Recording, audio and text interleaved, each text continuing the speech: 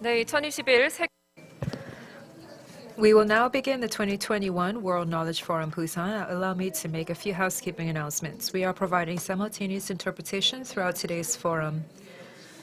Please use the interpretation receivers on the table in front of you and set them to channel 1 for Korean and channel 2 for English.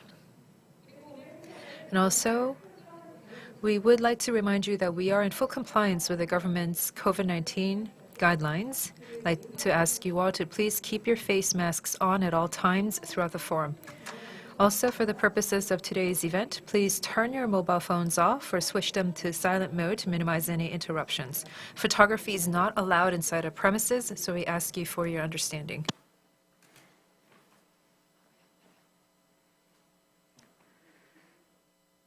네, 여러분 안녕하십니까?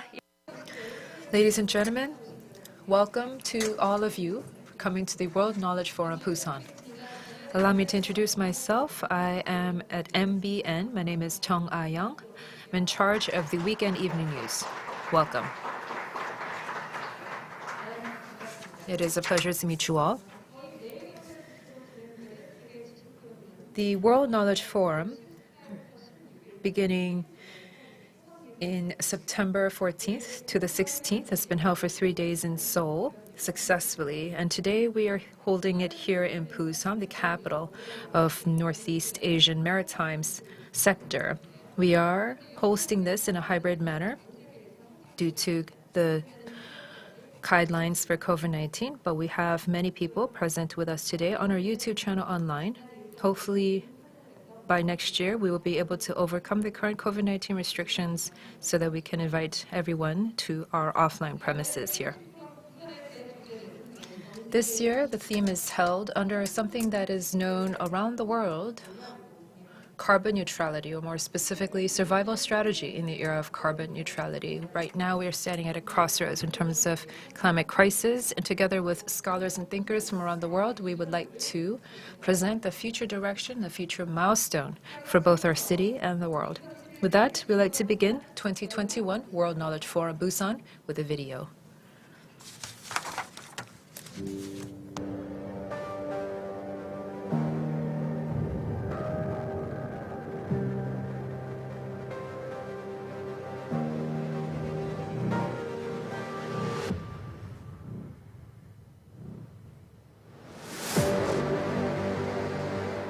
It has been a year and a half since the pandemic.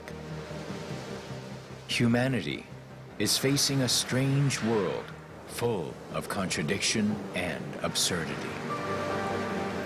Despite the desperate need for global solidarity, leadership for cooperation is nowhere to be found.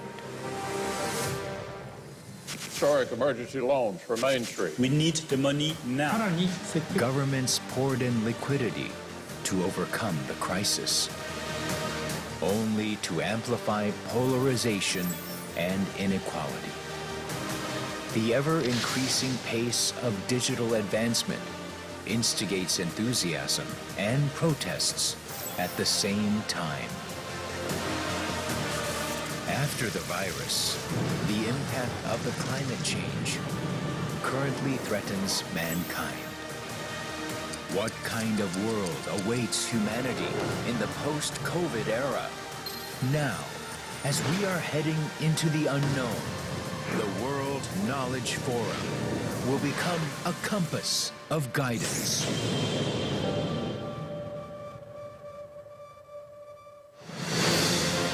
The World Knowledge Forum was founded at the start of a new century where excitement and fear coexisted to promote balanced global economic growth through knowledge sharing. For the last 20 years, the World Knowledge Forum has been a knowledge-sharing platform where renowned scholars and global leaders gather to address urgent issues and seek solutions. The World Knowledge Forum has further evolved into a knowledge-creating platform that predicts the future of politics, economy, industry, and society based on innovative ideas and invaluable insights.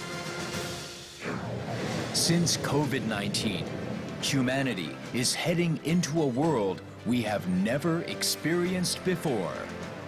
The World Knowledge Forum named this new world Terra Incognita, the unknown land, and will seek new spirit of the times that will make everyone a winner amid dramatic changes. The World Knowledge Forum will search for ways to make us winners in the digitally driven, ever-changing business environment, while spotting new opportunities for wealth creation at this time when the economic equilibrium is shifting. It will also examine the global dynamics within the U.S.-China power struggle and explore preconditions for global partnerships to reduce carbon emissions, while envisioning mankind's dream and future in space. The challenges revealed by the pandemic will be used as an opportunity to design a better future. Remembering the history of great disasters becoming new opportunities, let us begin the voyage of knowledge toward the unknown world in the spirit of coexistence. The 22nd World Knowledge Forum.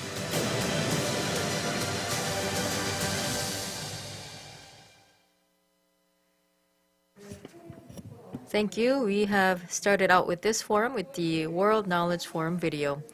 Now, the World Knowledge Forum, hosted by the Mail Economic Daily every year, has now established itself as the world's biggest fest of knowledge.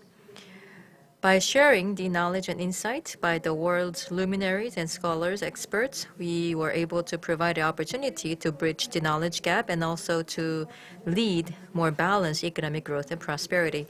And we do hope that the World Knowledge Forum Busan will also play a similar role, and we give you our commitment that we will also do our best to make it so. Now we are going to invite the opening remarks to start off the event. And for this opening remarks, we have also produced a special video. So now Chairman Jang Dae-won will come to you via video.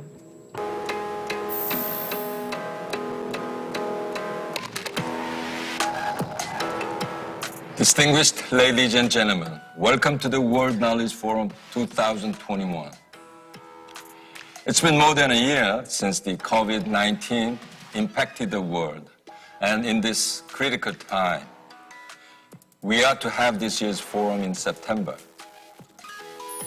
History tells us about the world of unknown, exploring the terra incognita. The human race was continuously affected by hunger, war, infectious disease, and all sorts of many other crises. But we always managed to overcome these adversities and look for new opportunities towards a better future. It is now summer of 1665, and I'm here at a farm called Waltham Manor in England. This was just the time when the Great Plague of London occurred in England. It was the second plague pandemic that swept over a sizable part of Europe. Almost at once, due to the pandemic, the schools shut down and sent students home. Among those, there was a student at Cambridge that was sent home to continue his studies. It was Sir Isaac Newton. For Newton, home meant Waltham Manor, where he, in near total solitude, makes one of the most important discoveries in history. Sitting under the apple tree, he suddenly discovers theories of gravity and motion by the drop of an apple. This was Newton's law of universal gravitation. It was the fact that the law of physics applied to the Earth and equally to the universe. Very recently, Jeff Bezos' space company, Blue Origin, made a new step in efforts to commercialize space flight. Casting back to the history, we can say that this new era of commercial activities in outer space was all possible thanks to Newton's theory that was created 350 years ago during the pandemic lockdown.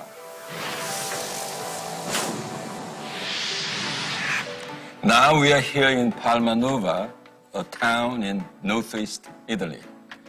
The town was designed as ideal fortified city after the plague rampaged Europe in the late 17th century. The town was a fortress in the shape of a 9-pointed star with placement of streets and buildings like a spider web. This structure was effective in preventing the spread of contagious diseases and in controlling the internal mobility. This inspired the concept of a smart city and the metaverse in the 21st century. Infectious disease led to the design of a fortified town and is ultimately creating a new history of mankind. Here, I'm in Britain, in the middle of World War II. The land is facing a devastating air raid by Germany. A phenomenal mathematician, Alan Turing, is working for Britain's code-breaking center during the Second World War. He carries out top-secret work to decipher the Enigma code, which was the military code used by Germany. Turing developed a thinking machine and changed the course of the war and led to Britain to victory. Turing machines preceded the information age, also known as the age of computer, and is further leading to the world of artificial intelligence. At some point of history, we learned that overcoming the crisis can serve as the beginning of a new advanced world. 네.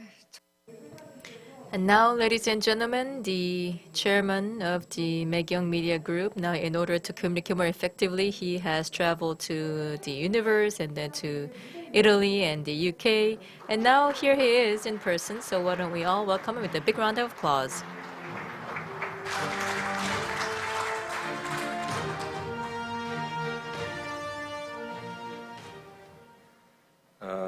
요새 그 넷플릭스에서 아주 인기를 끌고 있는 우리 한국의 드라마가 있습니다.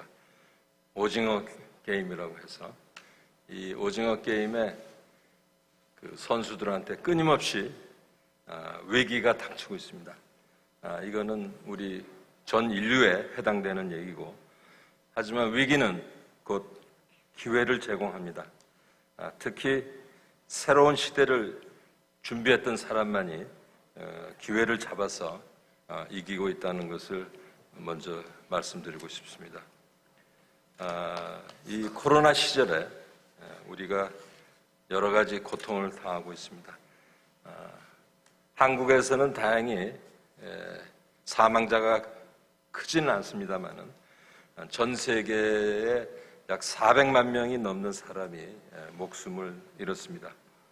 이로 인해서 경제는 혼란에 빠졌고 정치적인 갈등도 또 사회적인 갈등도 증폭이 되고 있습니다. 아까 비디오에서도 보셨겠지만은 지구 환경의 변화, 기후 변화, 산불, 폭설, 태풍, 홍수, 여러 가지 자연 재해가 우리를 엄습하고 있습니다. 특히 사회적, 경제적 양극화를 어떻게 이겨낼 것인가 하는 것이 이 포스트 팬데믹 이후에 중요한 이슈가 될 것 같습니다. 하지만은 우리는 그 미지의 땅에서 새로운 기회를 만들어낼 수 있다고 생각합니다. 왼쪽과 오른쪽에 보시면은 새로운 회사들이 계속해서 등장하는 것을 우리는 볼 수가 있겠습니다. 아까 이탈리아 도시 팔마노바가 전염병을 극복하기 위해서 만들어낸 도시의 형상은 지금 현재로서는 가상 세계 속 도시가 되고 있지 않나 그런 생각을 해봅니다. 이 디지털 기술을 활용해서 가상 공간에서 사람과 사람을 연결하는 새로운 대안이 떠오르고 있고 이것을 우리는 메타버스 또 줌을 통해서 우리는 실현을 하고 있습니다. 아까 보신 알란 튜링은 AI 인공지능 기술을 사실상 제일 먼저 시작한 사람이라고 볼 수 있겠습니다. AI는 무서운 속도로 발전을 하고 있고 또 AI가 코로나 이후 디지털 기술 전환을 가속화시킨다고 볼 수 있겠습니다. 몇 킬로 안 되는 속도에서 지금 인공위성 같은 경우는 2만에서 5만 킬로까지 달릴 수 있고 또 우리 대한민국도 최근에 극초음속 미사일 개발을 하면은 이것이 마하 20에서 27까지 가는 엄청난 속도의 미사일로 우리의 국방을 담당할 것이라고 생각합니다. 요새 여행을 못 가지만은 여러분들이 그 스페인의 지브롤타 해협에 가면은 허큘리스 기둥이라고 불리는 두 개의 바위가 있습니다. 여기에는 여기서부터 더 나갈 수는 없다. 여기서부터 더 나가면은 절벽으로 떨어져 죽는다 하는 문자가 경고 문구가 새겨져 있습니다. 이 이상을 가는 데는 미지의 세계에 있고 그렇지만 우리가 이 미지의 세계를 발견하는 사람들은 더 성장을 했고 그렇지 못한 사람들은 뒤로 처질 수밖에 없었습니다. 그래서 저는 2021년이 모든 사람의 그 테라 인코그니타 아직까지 경험하지 못한 경쟁을 하는 시대가 됐다 이렇게 말씀을 드릴 수 있겠습니다. 앞으로 9년이 지나면 2030년이 됩니다. 글로벌 100대 기업 리스트가 2030년에 또 많이 달라져 있을 거라고 생각합니다. 국가의 GDP 순서도 마찬가지고 우리는 경쟁에서 뒤처지면은 결국 모든 것을 잃게 된다는 교훈을 과거 역사로부터 배웠습니다. 우리도 빠르게 변화에 대응을 해야 된다고 생각을 합니다. 이 미지의 세계에 도전하기 위해서 우리는 기업과 혁신가들이 이 테라 인코그니타를 개척을 하고 지원하고 응원을 해야 된다고 생각합니다. 그래서 저희는 이 세계지식 포럼을 통해서 이러한 일을 하고 있습니다. 올해 국내외에서 약 400여 명의 연사들이 오셔서 온라인과 오프라인을 참여해서 팬데믹 이후에 다가올 미지의 세계를 생각을 해봤습니다. 그래서 글로벌 석학들과 리더들이 약 8개의 키워드를 찾아냈다고 보는데 그 키워드를 제가 한번 여러분께 전달하고 싶습니다. 첫 번째는 하버드의 마이클 샌달 교수가 얘기하는 공정입니다. 공정. 어떻게 불균형을 균형 상태로 맞추기 위해서 공정의 가치를 회복시킬까? 이것이 우리 사회의 균열을 보완할 수 있다. 이분은 지나친 성공주의를 경계하면서 우리가 더 공정한 사회를 만들어야 된다고 주장을 했습니다. 이 샌달 교수와 토론에 참여한 송영길 민주당 대표와 이준석 국민의힘 대표도 비슷한 시각을 가졌습니다. 송 대표는 사회적 이동성을 복원하기 위해서 교육의 역할을 강조했고 이준석 대표는 계층 간 이동을 가능케 하는 사다리가 있는 사회의 중요성을 역설했습니다. 두 분의 말씀을 우리가 앞으로 어떻게 발전시킬 것인가 중요한 과제라고 생각합니다. 저는 또 도쿄올림픽의 영웅이 된 김연경 전 여자배구 국가대표 선수를 초청을 했습니다. 그분은 공정이 무엇이냐 물어봤을 때 최선을 다해서 정정당당하게 싸우고 결과에 승복하는 스포츠맨십이 바로 공정과 정의라고 강조했습니다. 사실 여자 배구 선수들은 메달을 못 땄죠. 4등을 했습니다. 그렇지만 그래도 메달을 딴 선수들 이상으로 많은 박수를 갈채를 받았습니다. 두 번째 키워드는 대비입니다. 우리가 모든 일이 예측 불허의 상황으로 가기 때문에 여기에 맞서서 우리가 철저히 대비를 해야 된다고 생각합니다. 저는 미국 국무장관을 지낸 마이크 폼페이오도 이번에 초청을 했는데 폼페이오는 중국의 패권 전략에 맞서서 한국도 쿼드에 참여할 것을 제안했습니다. 이것이 아마 우리의 숙제가 될 것 같습니다. 또 그레이엄 앨리슨 교수는 현재의 긴장 관계에서는 작은 불씨가 큰 화재로 번질 수 있다, 이런 얘기를 했습니다. 우리 대한민국은 강국에 둘러싸여 있기 때문에 G2 미국과 중국의 움직임을 항상 예의주시하면서 대비를 해야 할 시점이라고 생각합니다. 세 번째 키워드는 재편입니다. 재편, reorganization, reshuffle, rearrangement. 팬데믹 이후에 부의 또 권력의 지도가 재편이 되고 있습니다. 독일에서 권력의 지도가 최근에 재편이 됐습니다. 우리 대한민국도 내년 봄까지 권력의 지도가 재편이 되리라고 생각합니다. 또 린리프 베이징대 교수는 저금리로 증시 수준이 지나치게 높아졌다는 점을 문제로 지적했습니다. 또 사와다 야스유키 일본 도쿄대 교수는 미국발 통화 정책 변화가 우리가 당면한 가장 큰 경제 리스크라고 꼽았고, 또 JP 모건의 글로벌 전략가도 지금 시장이 과대평가됐다, 그에 따른 조정이 뒤따르지 않겠느냐, 이런 예견을 했습니다. 네 번째 키워드는 회복입니다. 팬데믹 이후에 글로벌 경제는 서서히 회복을 향해 나가고 있습니다.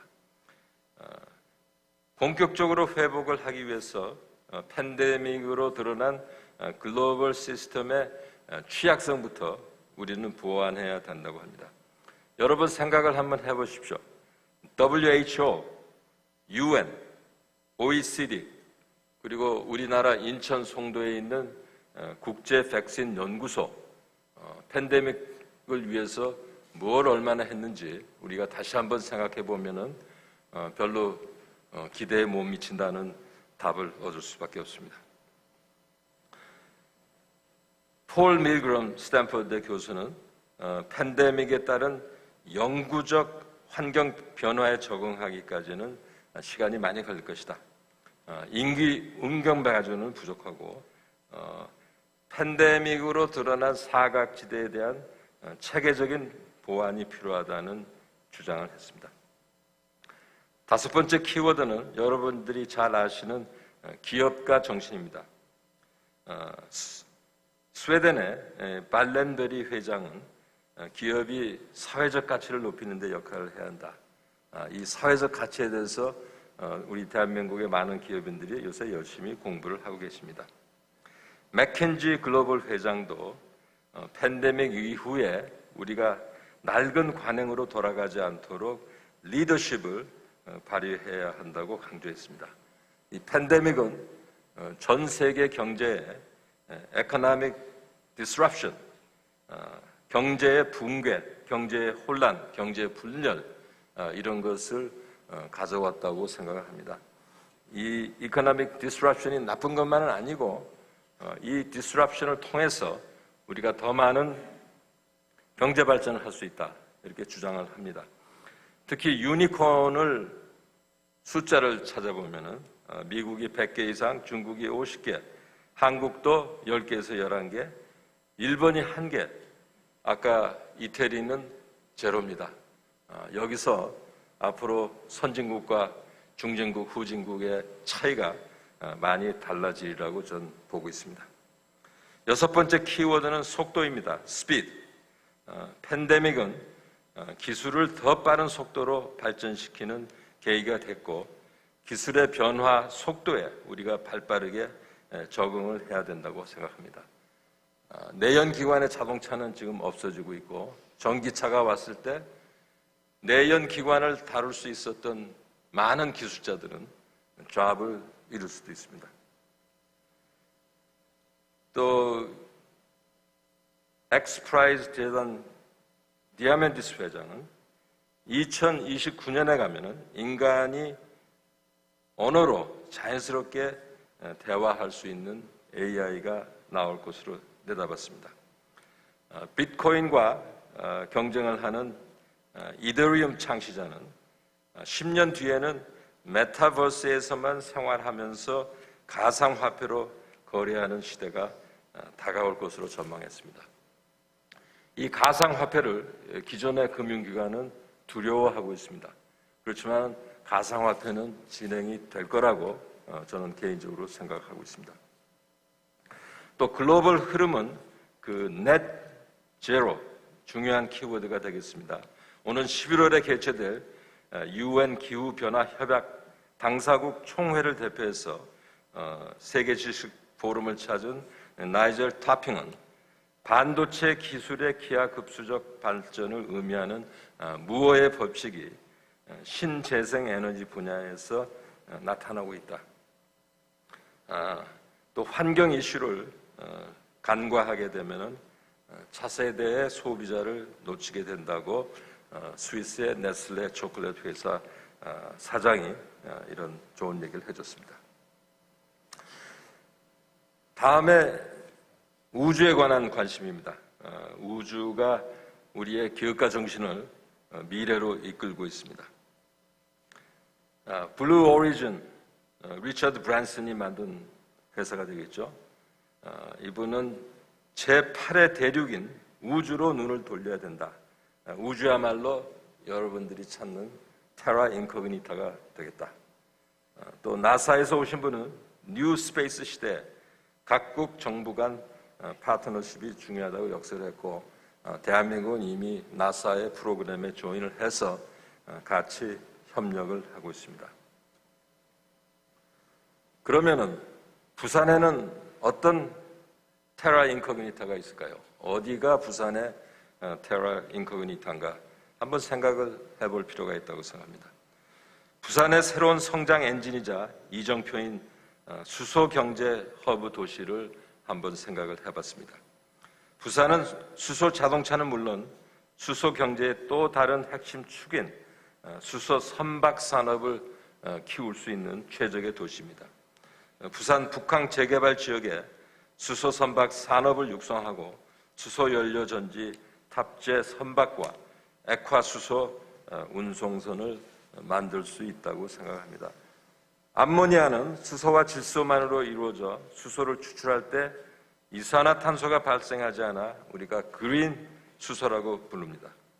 부산시는 선박에 암모니아를 주입하는 시스템과 암모니아에서 수소를 추출해 연료로 사용하는 선박을 개발하는 등 암모니아 수소 산업으로 특화를 해야 된다고 주장하는 분도 있습니다. 전국의 수소 생산, 저장, 운송 기업의 40%가 부산을 중심으로 한 동남권에 몰려 있습니다. 부산은 수소 경제를 선도할 수 있는 최적의 도시라고 생각합니다. 두 번째 제안은 소형 원전 클러스터 조성입니다. 소형 모듈 원전, Small Modular Reactor 개발에 앞장서야 된다고 생각합니다.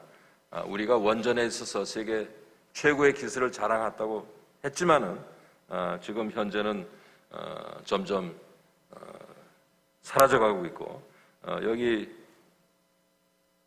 보시면 알겠지만은 소형 원전의 주요 개발 현황을 보면 한국이 많이 뒤처져 있는 것을 알 수가 있습니다. 소형 원전이 주목받는 이유는 안전성 때문입니다. 소형 원전은 대형 원전에 비해 출력은 4분의 1 정도이지만은 사고 발생 때 방사능이 유출될 위험이 거의 없다고 합니다. 설계가 단순해서 완공까지 걸리는 시간도 대형 원전의 절반도 안 됩니다. 여러분이 잘 아시는 마이크로소프트 창업자 빌 게이츠와 투자의 귀재 워렌 버핏 회장이 차세대 원전 건설을 위해 손을 맞잡은 것도 이런 이유라고 생각합니다. 소형 원전 시장은 2040년에 연간 150조 원에 달할 것으로 예상이 됩니다. 원전 산업의 경쟁력을 가지고 있는 대한민국이 조금만 속도를 내면 미국, 중국, 러시아를 따라잡을 수 있습니다. 그 중심에 부산이 있다고 생각합니다. 수소와 소형 원전을 부산의 양날개로 삼아서 전 세계 어느 도시보다 탄소 중립에서 앞서 나갈 부산의 미래를 응원하겠습니다. 감사합니다.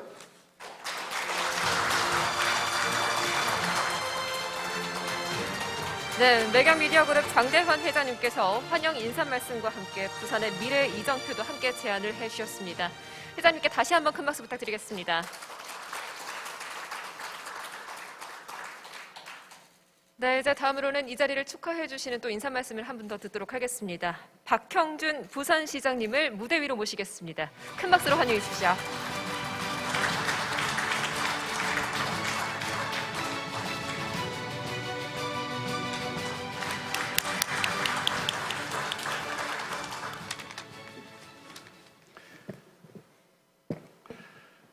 저는 개인적으로 세상을 움직이는 가장 중요한 힘이 뭐냐 이렇게 묻는다면 생각의 힘이라고 대답하겠습니다.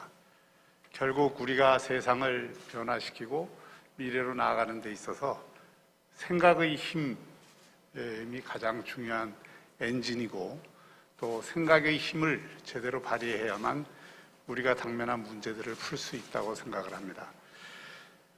그런 의미에서 세계 주식 포럼을 20년째 이렇게 열고 계신 장대한 회장님을 비롯해서 매일경제 여러분들은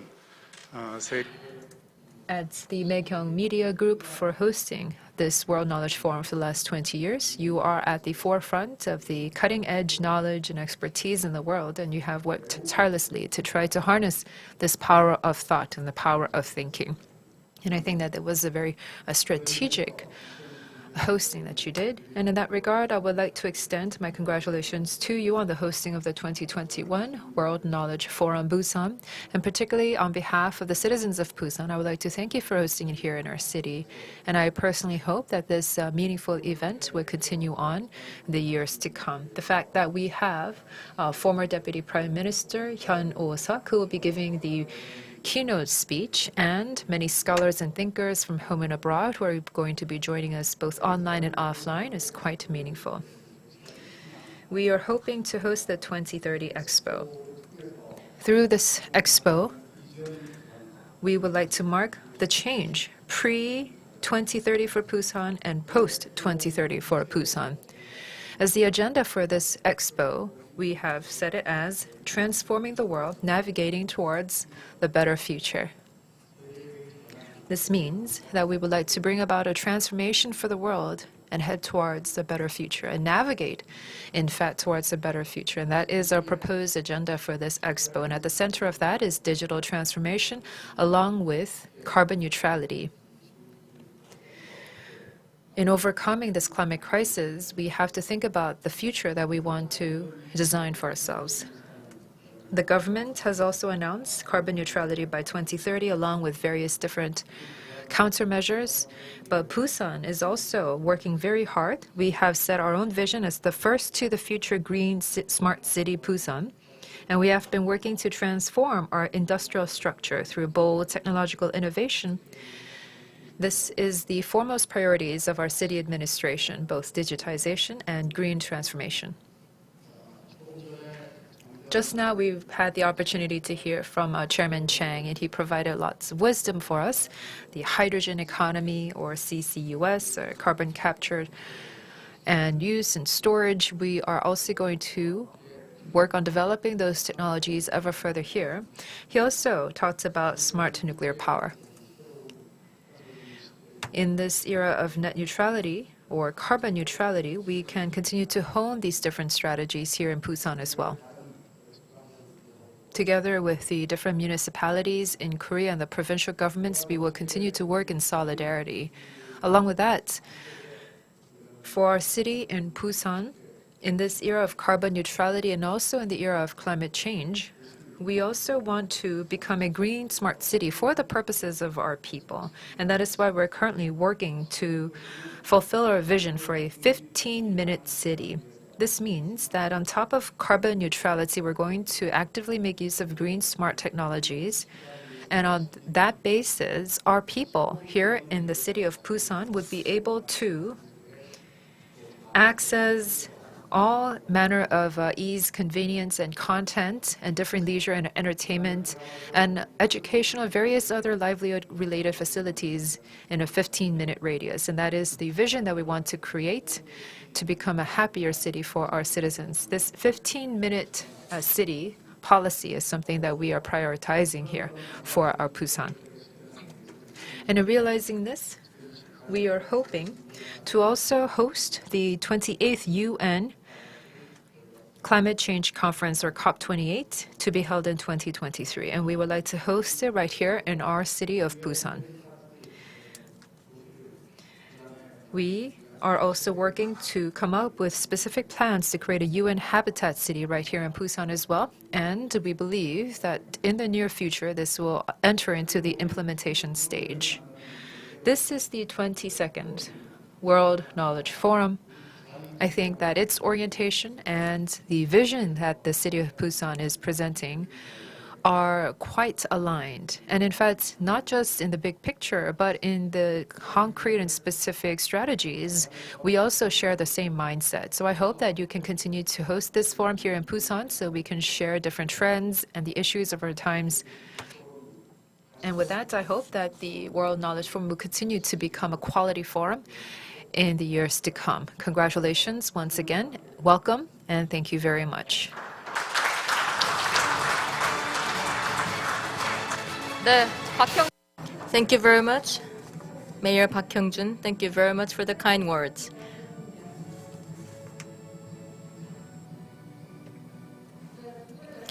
Now, listening to the two opening remarks, now following that, we will be having a photo session together with all the participants. So I would now like to ask everyone to please come up on stage to take part in the group photo.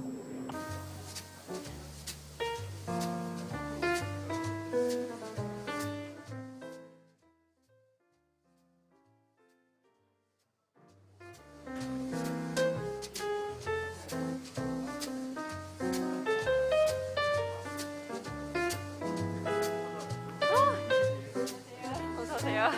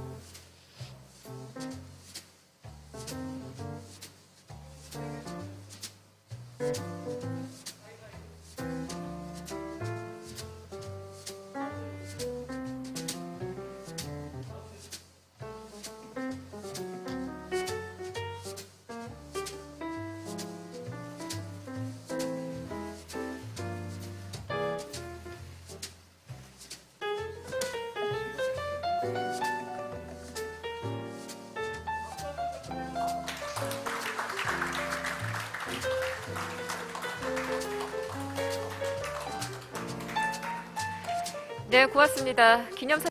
Thank you very much. With that, we'd like to conclude the group photo, and I'd like to ask everyone to please return to your seats. After we have everyone seated in their seats, we would like to move straight to the keynote presentation.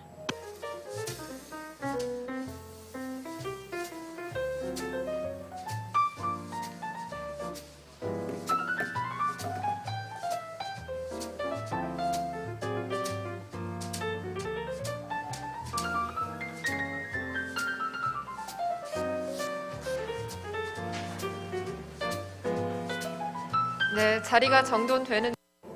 As soon as everyone is ready, we would like to move straight to our keynote presentation. I'd like to ask everyone to please return to your seats.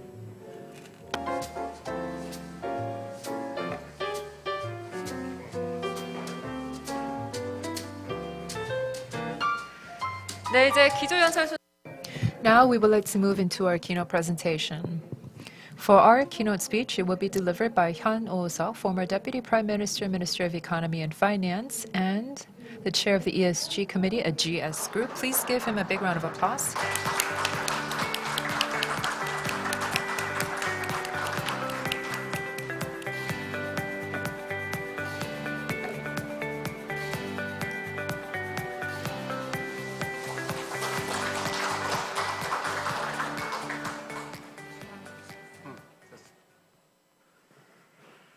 안녕하십니까. 먼저 제가 오늘 기조연설을 영어로 할까 합니다. 우선 양해의 말씀을 구하는데요. 우선 이 지식 포럼이 어떤 의미에서는 국제 포럼이라는 점, 그리고 또 Given that the World Knowledge Forum is an international forum, and also because the World Knowledge Forum is being live streamed on YouTube, and also we have very good simultaneous interpretation available today. So once again, please understand that I will be delivering my keynote speech in English. distinguished participants and guests. It is a great honor to have been invited to give the keynote speech in this wonderful forum. I am very fortunate to be among so many friends, including former colleagues, who know that I have a weakness for good stories. I would like to give my special thanks to Mr. Chang Dae-hwan, Chairman of Naekyung Media Group, for inviting me here today, and Mr. Park Hyung-jun, Mayor of Metropolitan City of Busan, for hosting such important event. Even in these challenging times, the city stands as a symbol of technology and innovation, reminding us of collective capacity to build a better future. In this speech today, I will be focusing on three topics. First, the green recovery. Second, Korean New Deal policies related to green growth. And third, the role of ESG in the context of green growth. That's why I swear the green tie today. So let me start with the green recovery. Last year, the world was crowded by the worst pandemic in a century and the deepest recession since the Second World War. Now, however, things started to get better. With the recovery underway, the IMF recently lifted its global growth forecast to 6% for this year and 4.9% for next year. And yet, while some economies, such as the US and China, are powering ahead, others are still struggling to emerge from the shadows of this crisis. We see a multi-speed recovery in which weaker and poorer countries are falling behind because such countries have less access to vaccines and very little room in their budgets to fight the crisis and secure the recovery.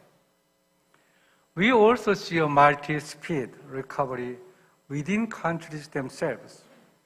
Certain groups in the society, such as young people, women, the lower skilled, and small businesses in contact-intensive sectors have been among the hardest hit by the economic downturn. These groups, they will need more support than others.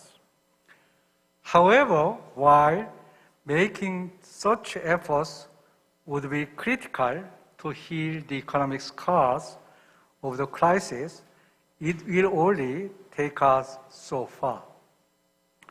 If we are to achieve a more sustainable and inclusive recovery, we must turn this crisis into an opportunity by building greener and more climate-resilient economies. The existential threat of climate change is one of our most important problems. If left unchecked, it brings about untold disruption. Therefore, to achieve the goal of reducing climate risks and averting future calamities, it would be crucial to take right actions in the next few decades. You know, like a famous Chinese quote, one generation plants the trees, another gets the shade, and we shall be the generation who plants. The world is already experiencing faster rising temperatures and more weather-related natural disasters, including hurricanes, wildfires, and severe flooding. In low-income economies, in particular, climate change is already a key driver of rising poverty, accelerating the spread of disease, and worsening food insecurity. Distinguished participants and guests, the good news is that taking actions on climate change now will do more than just avoiding a future disaster. We would be able to accelerate the historic transformation to greener economies and provide a major boost to the recovery. The recent IMF research analyzed how economic policy tools can pave a road towards net zero emission by 2050 in a manner that supports economic growth, employment, and income equality. To illustrate, a policy mix of carbon taxes and green investment stimulus could increase the level of global GDP in the next 15 years by about 0.7% and create around 12 million new jobs through 2027. In this context, countries need to set up environmental information disclosures, green finance standard systems, and other support policies to mobilize more private sector investment. In addition, data has an important role as well. The poor quality or availability of data and analytics have been known as the biggest barrier to deeper and broader implementation of sustainable investment. On the other hand, climate change in itself is a threat to financial stability. But the financial industry often perceives climate risk as a distant threat. As Governor Mark Carney of the Bank of England famously called it, climate change is the tragedy of the horizon. The horizon has since come much closer to the present. Countries and companies, and therefore their banks, face higher risks from extreme weather events and from transition to a low carbon economy. Risk management needs to be improved to assess climate-related risks and safeguard financial stability. The world shares the same goal to limit global warming to well below 2 degrees Celsius, so we must cooperate.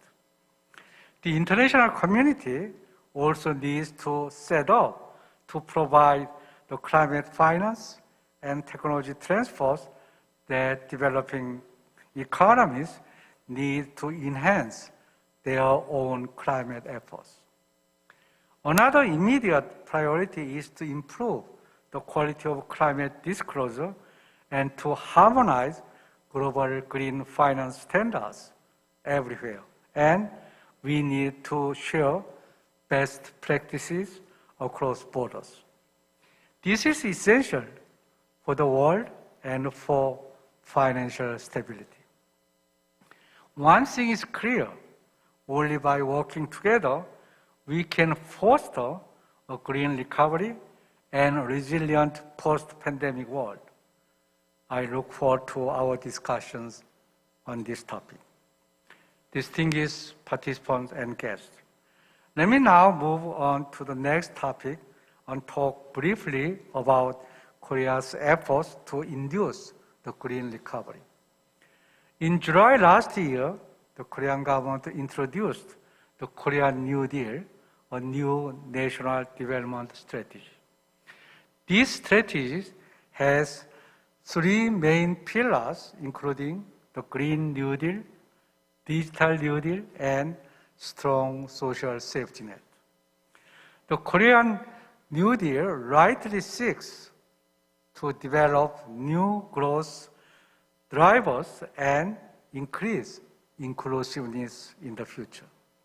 It aims to mitigate the economic impact of COVID-19, facilitate transformation toward a digital and green economy, and achieve greater inclusiveness.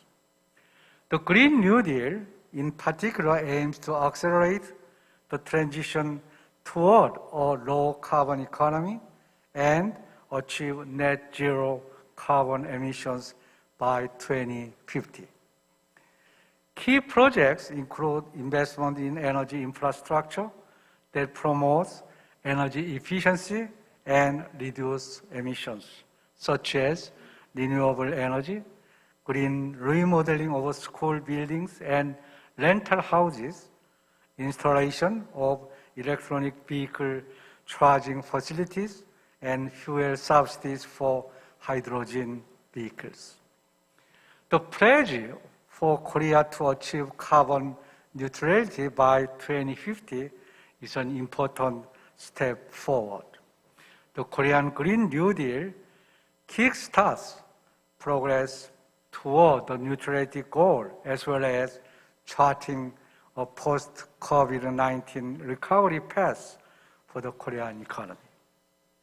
And this is exactly what the IMF urges countries to do, to follow that path, to embrace an inclusive green recovery. Distinguished participants and guests.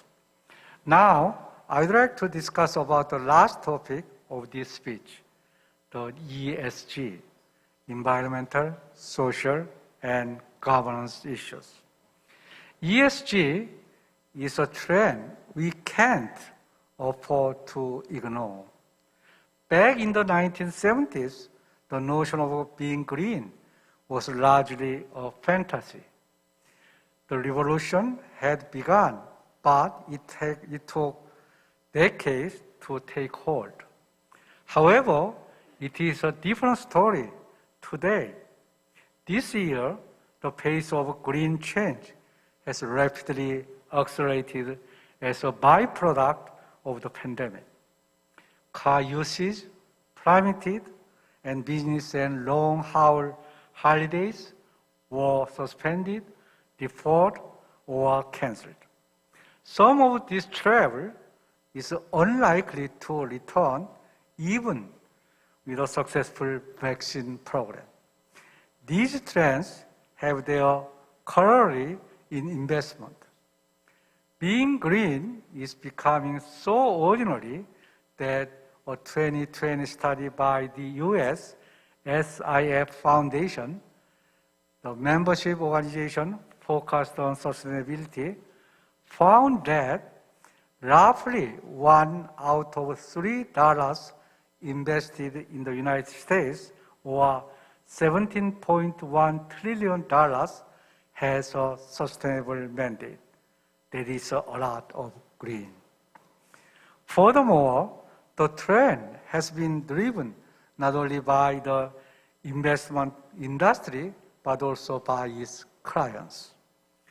Green investing has become a big priority for them, either because they wish to invest in a future-proof way, or because their millennial and Generation Z children have asked probing questions about where their money is invested. In addition, opportunities for sustainable investment used to be very scarce, but today it is hard to find a company that does not have an ESG policy. 9 out of 10 companies in the S&P 500 index produced sustainability reports in 2019. This then creates a fresh set of questions. How do you decide when a business is genuinely motivated by these concerns versus when the ESG claims are nothing but hot air? For private investors, it can be far harder to sort the green from the greenwash. Some companies fall into a category of businesses that are set up with the aim of doing good. What about the rest, though? Should investors expunge all those companies that have yet to show themselves sufficiently committed to the ESG agenda? I would say not always. Many sustainable fund managers should reserve a portion of portfolio for actively intervening in companies that need an extra nudge using the voting rights that share ownership affords them to try to change the companies from within. This may mean exerting pressure when it comes to strategy, remuneration, or governance rules. By the way, ESG fund managers are capitalists. They might do some good, but that good must lead a return. Evidence supports that most sustainable funds have opportunities to outperform non-ESG funds over 1, 3, 5, and 10 years. Finally, I would like to make there are some caveats concerning ESG. Good environmental, social, and governance practices take a company from financial shareholder maximization to multiple stakeholder optimization, society, community, and employees. But if done poorly, not only does ESG miss its sustainability goals, but it can also make things worse and let down the very stakeholders it should help. To be sure, an ESG agenda should be pursued with determination. But there are several reasons why it may threaten to create bad outcomes. This agenda is putting companies on the defensive. Yet, innovation is the most important tool to address many of the challenges of climate change, inequality, and social discord. ESG is not without cost, and the best hope for long-term success lies with business leaders' ability to stay attuned to its impact and unintended consequences. Much of the agenda might be too rigid, require aggressive timelines, and lack the spirit of innovation to achieve long-term societal progress. Stakeholders' interests might differ, so ESG solutions must be nuanced, balanced, and trade off speed of implementation against the breadth and depth of change. Business leaders are aware of the need for greater focus and prioritization of ESG. We also understand that deadlines can provide important levers for senior managers to spur their organizations into action.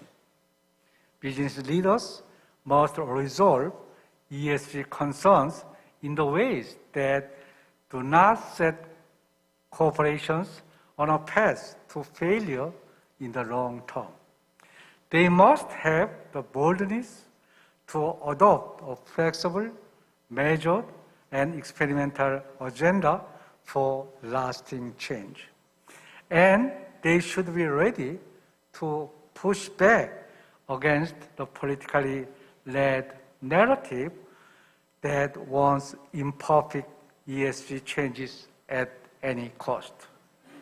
Distinguished participants and guests, the world is currently focused on one crisis, namely COVID-19 pandemic.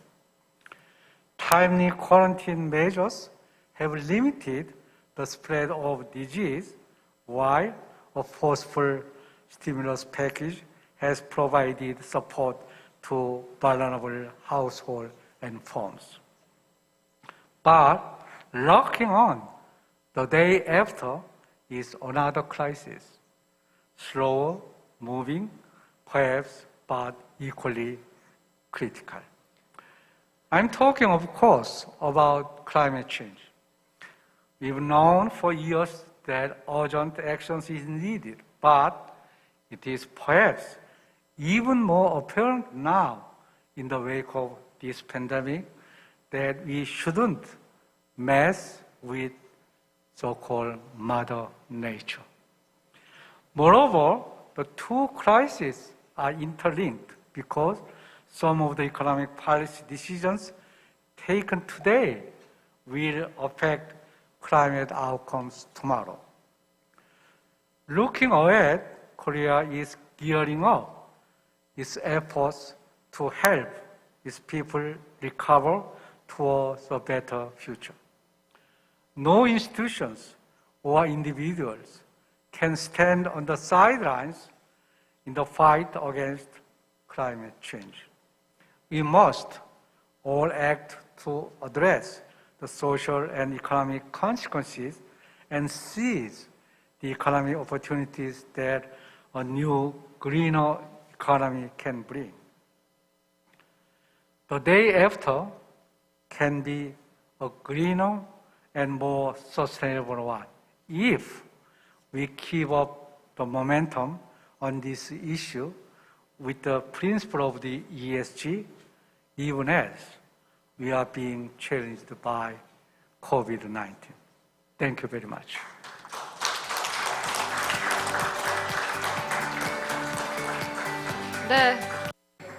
Thank you very much for the keynote speech. So that was the former Deputy Prime Minister in charge of economic affairs, and so he touched upon the climate change crisis as well as the responses. Thank you very much once again for the keynote address.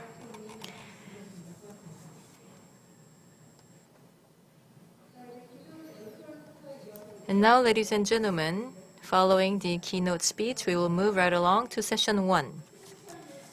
Now, in this session, we will have Mr. Christian Deutsch from Fraunhofer Institute, and we have him connected via Zoom. And he will tell us about the global trends and technological advances in carbon neutrality. So how to respond effectively to the race to zero. So now we will connect him via Zoom. Warm welcome from my side from Germany in the early morning. Thanks for being invited here, and I'm very happy to give you a keynote speech of 50 minutes. My name is Christian Dötsch. I'm professor at the Ruhr University in Bochum in Germany, and I'm the deputy chairman of the Fraunhofer Energy Alliance. So to start with, to say it's a pity not to be really here in Busan today in person and only here via Zoom, but I think it's the only chance to share this information and to be with you today. My presentation now is the global trends and technological advances in carbon neutrality. And I want to start with only 2 slides introducing you a little bit to Fraunhofer, where I come from. What is Fraunhofer? Fraunhofer is the biggest research company in Europe regarding the applied research. We have roughly 29,000 people working at Fraunhofer, and we have 75 institutes spread all over Germany, as you can see here. And I myself, I come from the western part of Germany.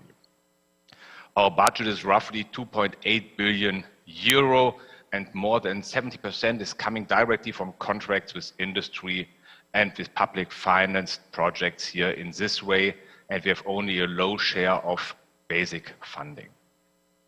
What is our aim? Fraunhofer tries to bridge the so-called innovation gap. You know, there is a public sector and universities, they are doing research on a TRL level, on a technological readiness level between 1, 2, 3, and 4 in this range. And there's the industry always looking to the TRL level starting with 6 or 7, and there's a gap between. And Fraunhofer tries always to bring the new technologies from universities, from the public sector, with projects to the industry, and then to develop it with industry together to a new product. So that was really in a glance the way how Fraunhofer works. Let's start with my technological presentation. We have a look to the energy transition to carbon neutrality.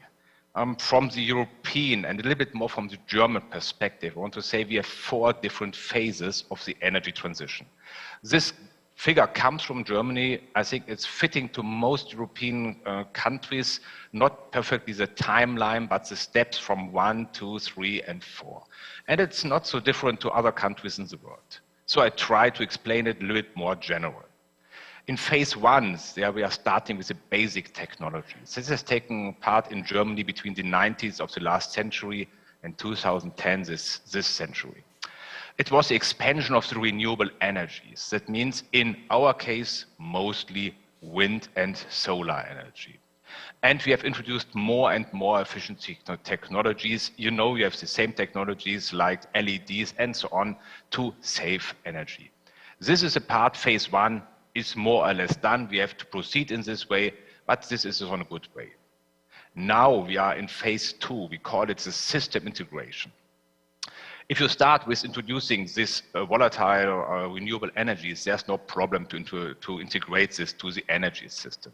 But if you have a high share of this, like in Germany, of 50% and more of the installed capacity, and you have days in the summer with roughly 90 or 100% renewable energy in your grid, you get more and more problems to integrate it to the electricity grid. So you need some energy storage devices to shift the energy or the demand. And on the other hand side, we are getting new markets because of the digitalization there. This is a phase, it's now taking place. It's high under pressure in Germany because sometimes we have too much renewable energy in the grid and we are not able to use it due to problems to our grid systems and so on. So we need storage devices or shifting devices. The next step, phase 3, will be power to hydrogen. There are 2 main reasons to have this one, because you have the massive expansion of the renewable energies. That means you have to shift some energy production more than hours. That means for days, for weeks at the end. And we have to go to the sector coupling. This is a main point for using the electric energy also in the system of heat and mobility. I will go to the details on the next slide a little bit more. And last but not least, the phase 4 will be, I would say, the most challenging at the end. It's the final defossilization. That means no fossil energy. It's more, from the German perspective, we're looking beyond 2050 for this. But I think it depends always on the countries, and it's really, this is a hard job to do at the end. So let's have a look to phase 1 again. I think you are very familiar with this figures here. I only want to show you on one figure that the power generation costs of all the renewables worldwide for solar, for offshore and onshore wind is decreasing over the last decades, and is always, I would say, on a level to compete with all the fossil energies, and often they are cheaper than this. But we have to keep in mind these energies are in most cases so-called volatile energies. That means they are depending on the solar radiation, so no energy at nighttime, or at the wind. So that's always a problem there, but they are getting more and more competitive, and that is really the interesting point on the world. But this is more or less a little bit the view on the rare window of yesterday. Today is the transition phase, phase 2. There we have the integration of energy storage, and this is a picture from, I think, from UK. It's the same in Germany, and it's same more or less in worldwide, I would say. You have 3 different levels where you could integrate the storage devices. On the one hand, you can integrate this on the transmission grid scale. That means you can combine it directly with the renewables. Example given, that means you have a huge storage device directly put to the side of a PV system there. This is one option. The other option is to put independent, great energy storage devices, also electric energy storage devices, to the transmission grid. Both are possible. On the one hand side, you are directly solving the problem of the volatile character of the energies at the site. On the other hand, you are more or less balancing it on the transmission grid side. You have also, in different countries, gas storage devices. If you have a huge gas pipeline system, as in Europe, then you have also gas storage devices. There you are also balancing the energy demand on this transmission grid level. Then you can do the same on the distribution grid scale. That means you are more on the city level then. Then you have probably some bigger systems like pumped hydro or redox flow batteries or lithium-ion batteries. It depends a little bit on the location there and a little bit on the size, what is possible. And the last option to integrate the energy storage devices to balance the grid is the low voltage grid scale. There are 2 main options at the end. On the one hand side, you have household batteries. For example, nowadays are lithium-ion batteries. They are getting more and more popular. They are getting cheap. And you have electric cars on the other hand side. Both getting a big boost also in Germany. You know, in Germany, the car manufacturing companies are very big. And from my side, I would say they are a little bit delayed with the electrification of the car system, but now they are really starting very fast to build all the electric cars needed. And every electric car on the system is on the one hand side a balancing option, but also needs more energy.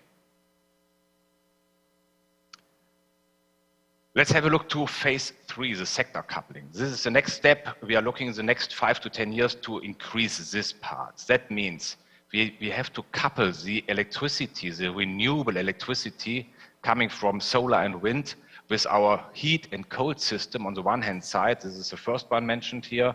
This is very important because the share of renewables in this sector of heat and cold in Germany is very low. And on the other hand side, you have the chance to balance the electricity grid by means of power to heat devices like heat pump, for example. The next big thing is, it's clear for everyone, power to mobility. All the electric cars, delivery cars, buses, and so on, they will be electrified in the future. They will be battery driven in most cases, and so on. So that will be the next big step, and I would say the most known company, Tesla, would be at the moment, but there are many other companies from other countries around the world now building electric cars, very famous electric cars. But there's another step, it's called power to gas, because we need also some media for storing the energy at the end, and we have to go to the production side. That means for the industry level. So we need hydrogen or methane from this to put it to the gas grid, because if you want to go to, for example, aviation fuels or for heavy trucks, you need other systems than batteries. So these are phase 3 important, the steps for phase 3. Then let's have a short look to the hydrogen basics. There's a color code. I think this is more or less a color code all over the world, and you're familiar with this, and I don't want to bore you with all the details, but you know, we have the conventional gray hydrogen, so it's coming from natural gas by reforming. Then there are 2 different blue or turquoise hydrogen forms. That means you are splitting the carbon by CCS or by other means, and then you get some carbon neutral hydrogen. Then the 4th option is red hydrogen. I think it's popular in some countries. For example, if you look to France or to Canada, it's getting more and more popular. If you look into Germany, it's a no-go. No one wants to have the red hydrogen. You know, we are fading out the nuclear energy in Germany, so this is in Germany a little bit a problem. And the last one, I would say it's the holy grail, it's a green hydrogen. So produced by green electricity and by electrolyzers. So this is the color code of this. But we have to keep in mind all the problems we have with the cost figures. And I want to share with you some details on cost figures. I know there are many, many dates on this slide, and you can get the PDF afterwards. It's not a problem. But I want to highlight only the right-hand side figures. If you have a look on the hydrogen production costs, you can see you have the cost figures here for hydrogen producing in the next decades from the gray part, and you have from the green part, sorry, and you have the red one coming from the gray part. That means steam reforming from natural gas. And you see there will be always a gap between the green and the gray hydrogen at the end. So this is always not a good point to get really good economic figures there. It depends mostly, to be honest, on the price for the CO2 at the end. There are the CO2 costs mentioned here below. So if you make some changes to the CO2 costs, they will get more competitive in the near future. But at the moment, at this, I would say, forecast or this projection we can see in the next decades, it's not really in this framework getting really competitive at the moment. So we are needing some more subsidized or something else to get really to the market at the moment. It's too expensive a little bit. So that's a pity, but I want to give you one more detail because I think it's very interesting regarding the running of electrolyzers. You can see this on this slide. Sorry for this, it's also a complex slide, but I don't want to go to the details, but the main message is in very few hours per year, you have very cheap electricity. So for a few hours, it means 500 hours or 1,000 hours, you can, I would say, get the electricity for free at the end. On the other hand side, if you want to get the capex down, then you have to run an electrolyzer for roughly 8,700 hours per year. Then you are getting the capex costs down because you are running it all the day. So in between this, there's an optimum. This is very interesting where the optimum is in this case. This is an example for Japan here. And you can see the optimum of running an electrolyzers to get the cheapest output production cost for hydrogen is between, I would say, 3,000 and 6,000 hours per year. So that means if you are running it longer than 3,000 hours, the capex are going down, and at the same time, the cost for the energy is increasing slightly. You can see here the electricity price, the gray line is slightly increasing, and this is the optimum. If you are running it for 8,000 hours or longer, then the price is more and more increasing, and the total price is not in the optimum range. So you have to know it makes no sense to run an electrolyzer only in this time where it's very cheap energy. That means it's the left part.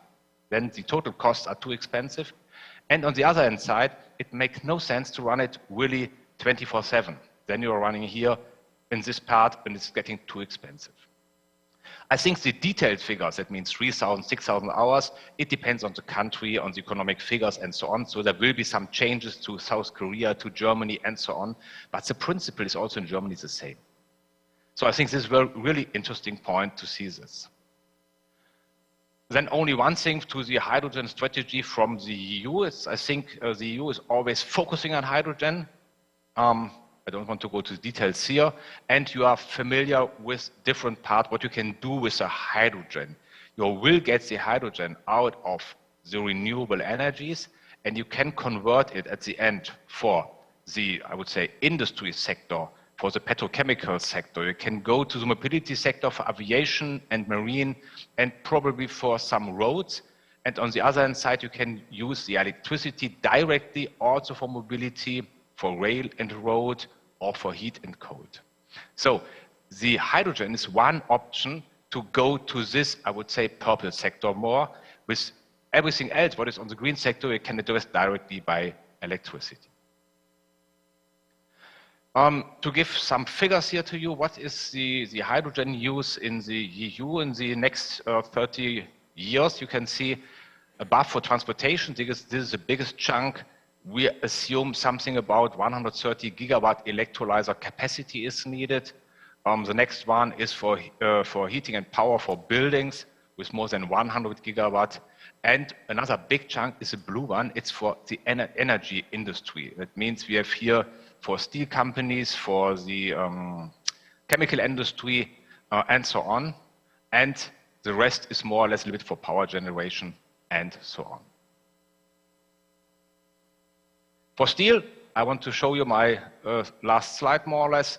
It's a good point for Germany, and I think it will be an interesting point for South Korea because there's always a big steel industry in Europe and in South Korea. And nowadays, all the companies are looking for CO2-free steel production. How can it be done at the end? There are two different options. You can try to use the exhaust gas, the CO2 directly. This is one option. And the other one is to go to the direct conversion of iron with a DRI system. And then you're using hydrogen. Also, this slide only to show you there are different companies here from Germany, from Sweden, Italy, and France, and from Austria, dealing with new, I would say, production options for steel with hydrogen. So let's come to the recommendations. This is more or less a little bit more general. I think we have seven main steps there. On the one hand side, we have to be open and we have to have clear guidelines for technological approaches. Then we have really to foster the sector coupling. Sector coupling is the main point. We have to overcome the problem that we have the chemical sector, the fuel sector, the electricity sector. We have to combine all. Then, number three, we have really strongly to accelerate the expansion of the renewable energies. This is in the last 10 years a little bit slowing down in Germany, and in Germany we have to fasten up really. Then the problem of heating transition. All the buildings in Germany are very now old. We have only a refurbishment rate of 1%. That means 1% of each building, of the buildings are refurbished each year. Then this is the main point for an industrial country like South Korea and Germany. We have to have this industrial transition. So we need a clear framework that allows the industry to invest in CO2 neutral production technologies. The mobility transition is worldwide ongoing at the moment. We are changing to electric cars for private households and probably, I assume, to hydrogen and fuel cell heavy trucks in the future. And last but not least, we are needing the infrastructure, more power transition lines and so on, and we need storage devices for hydrogen. So this was my keynote really in a nutshell, and I was very pleased to be here and to give you this presentation. Thank you very much for your interest. And again, it's a pity not to be there at your side in person with you. Thanks a lot.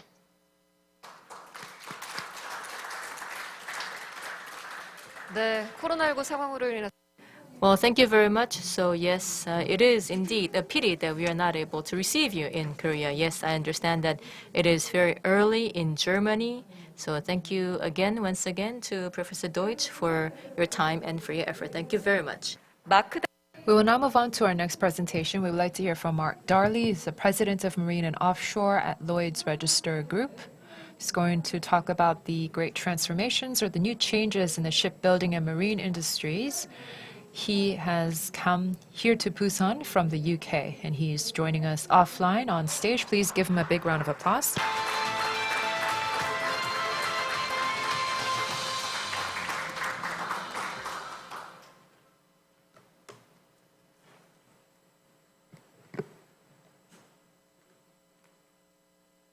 Distinguished guests, ladies, gentlemen, my name is Mark Darley. I'm the President for Lloyd's Register's Marine and Offshore business.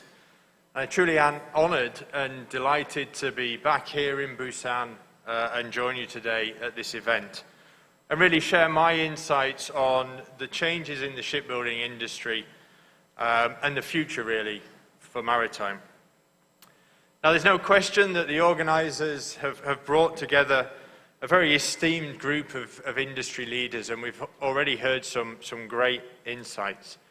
So I'm so heartened to be joining you today in person, given the importance, I believe, of really meeting face-to-face in our industry that is driven by relationships, but also because of the difficult times that we've had due to the pandemic.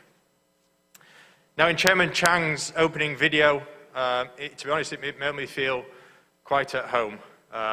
Lots of events in history, lots of events from my country, the UK. But we're not going to talk about history today. We're going to look to the future. And really, for the maritime industry, an appreciation that it's not the future, it's now when we talk about decarbonisation and what needs to be done. Those of you that don't know me, I'm a qualified naval architect, and I've worked for Lloyd's Register now for the past 20 years. Now, in those 2 decades, we've seen the tripling of the size of container ships. We've seen the rapid growth in gas carrier fleet, where South Korea is a leading force, as well as the advance of digital technology within maritime. All this has been taking place against the backdrop of our industry recognizing the impact of the climate emergency that was brewing and our collective responsibility in reducing greenhouse gas emissions.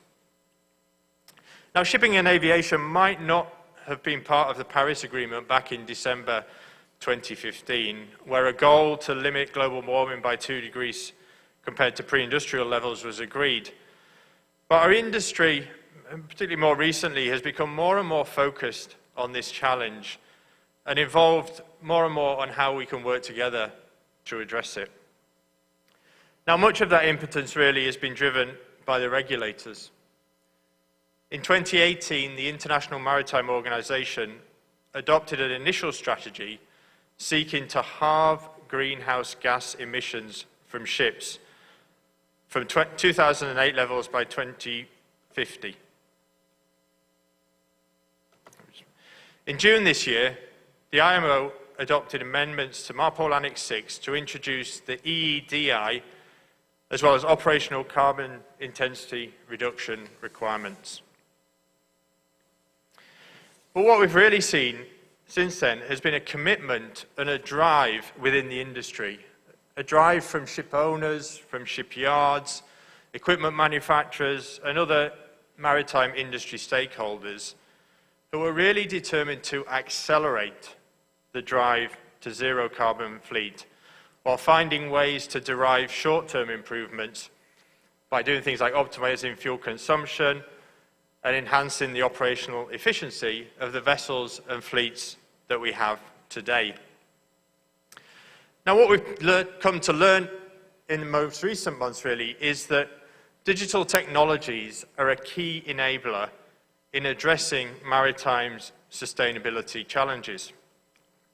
Digital technologies can deliver operational performance improvements, they can support the ship asset health management, and they can help our industry more mindfully manage resource. Within maritime, many of you will know there's a lot of talk about fuel transitions, a lot of talk about which fuel, the technology, the blue, the green, the brown, hydrogen, ammonia, nuclear technology.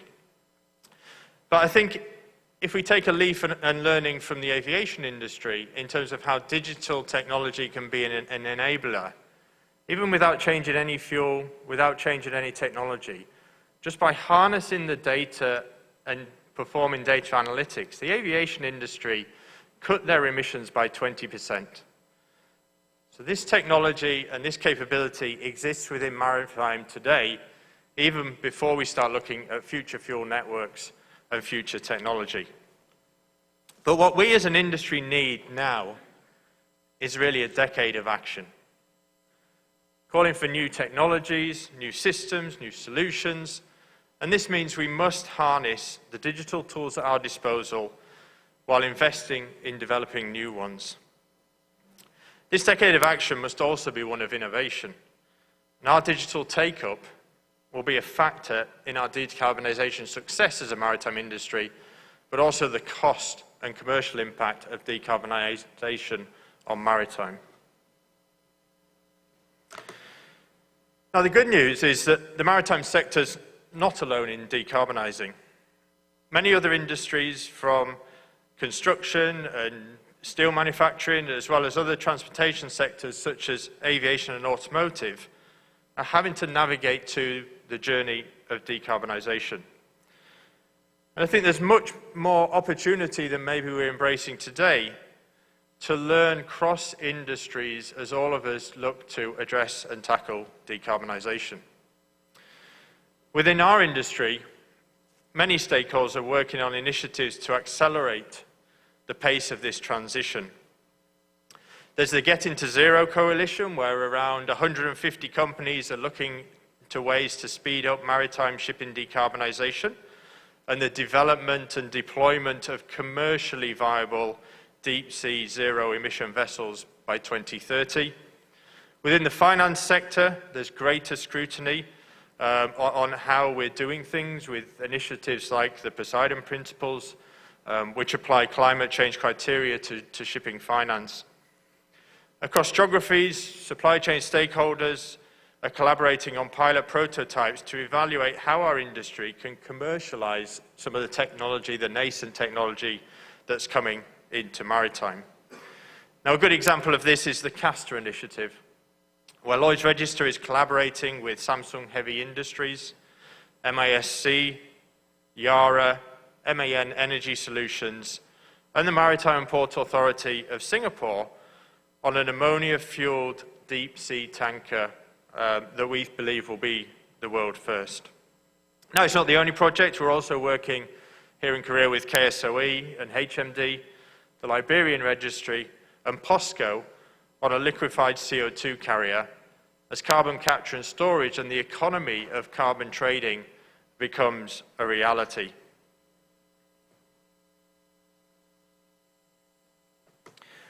Now, without question, as I say, maritime decarbonisation success is closely linked to how we embrace digitisation. And many really, as I say, are starting to appreciate just how close those links might be between decarbonisation and digitalisation, the two mega trends that we've been talking about in the industry now for a couple of years. Now, positive to come out of the pandemic is the pandemic has fundamentally altered how shipping views and uses digital technology.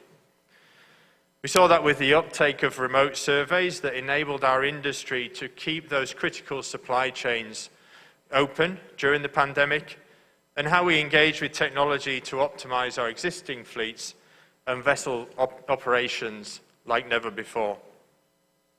We're using technology from other industries like digital twins to allow us to assess the structure and the operational health of very remote assets, with projects in the offshore industry, within the naval industries, and just last week, Lloyd's Register entered into a memorandum of understanding with KSOE here in Korea and HHI to further develop Hyundai Intelligent Digital Twin Ship for the LNG carriers from HHI. Our industry is also using sensors for optimizing operational efficiency, as well as using sensing technologies to improve the understanding of unsafe human behaviors and mindsets on commercial ships in a bid to build better knowledge on why safety incidents occur. Often not talked about in the introduction of new technology, digitalization, decarbonization, is the human factor, the human impact and element. But with over 75% of maritime accidents involving human error, according to Allianz research, the role of technology in underpinning safety cannot be underestimated. Much work is also underway on autonomous navigation. Many governments opening up shipping lanes and providing funding to bring autonomous technology into maritime. Now, along with all this digital possibility and potential, our industry is weighing up various transition pathways to support maritime decarbonisation.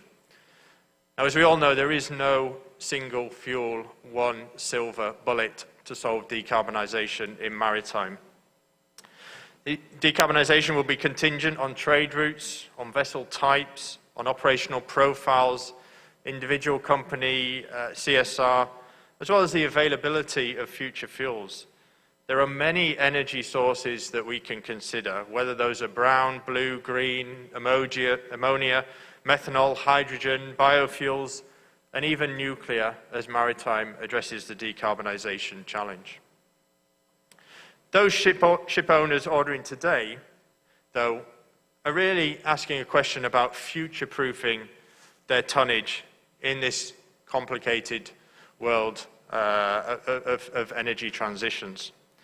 So nurturing technological innovation for market leadership involves engaging, understanding what future propulsion and future fuel systems will look like, and designing vessels that are flexible and designing vessels that can navigate transitions and multiple transitions during the service life of the vessel.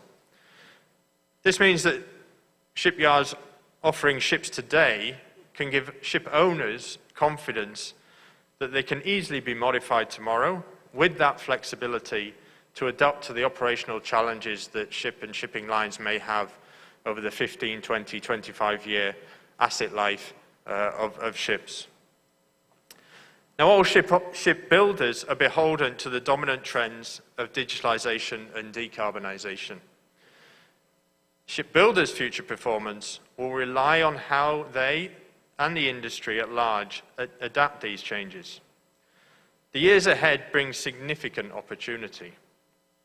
From the surge we're currently witnessing in economic activity driven by the pandemic, the possibilities presented by the shift away from fossil fuels to renewables, and the way coexisting perhaps in the future with COVID continues to redefine the way we work, our daily lives, and our agility and resilience.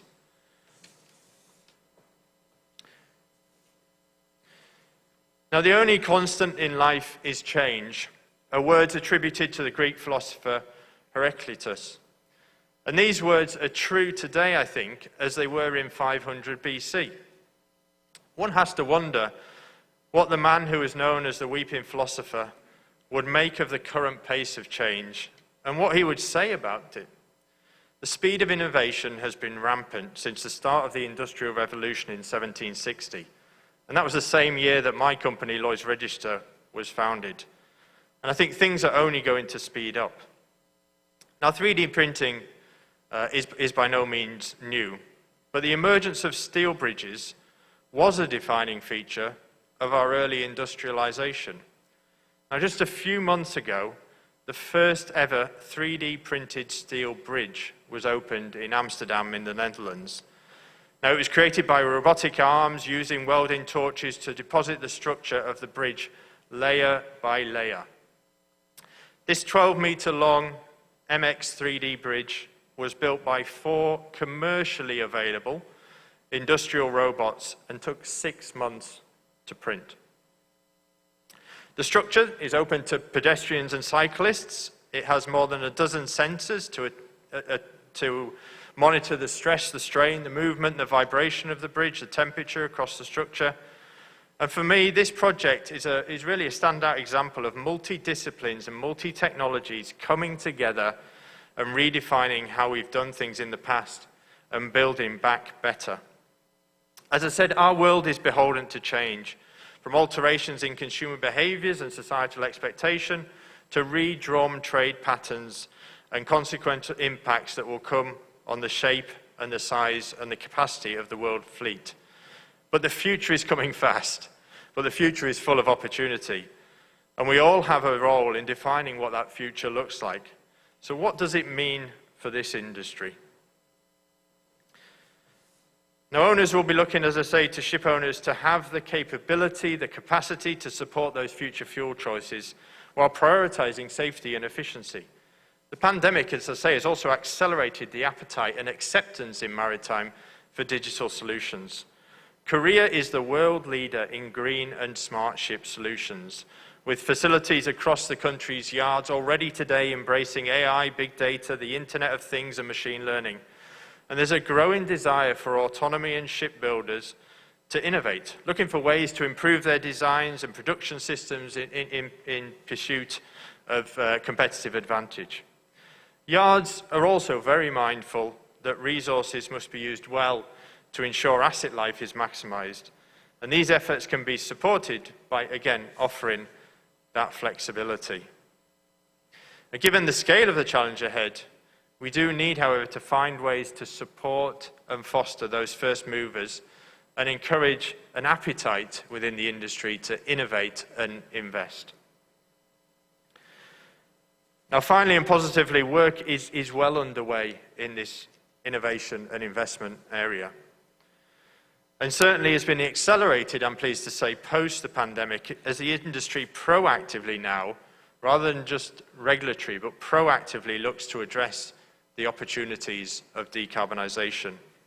From smart hardware, smart systems, digital ships that carry digital and cyber notations, blockchains, multiple gases of fuel, LR is working with partners in Korea and beyond to address the dominant challenges ahead. But I think in closing, it's that collaboration that will underpin maritime's ability to decarbonise and embrace digitisation. Now, we all have a role in enabling this transition, because creating a better future for the ocean economy creates a better future for us all. 감사합니다.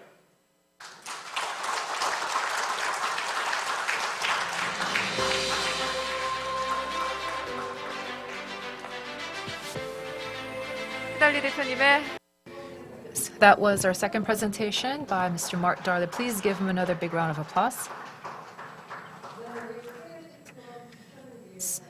He has flown all the way from the UK despite the COVID-19 pandemic to join us here at the World Knowledge Forum Busan. Thank you very much once again. With that, we will move into session 1. We are currently in session 1 of the World Knowledge Forum Busan.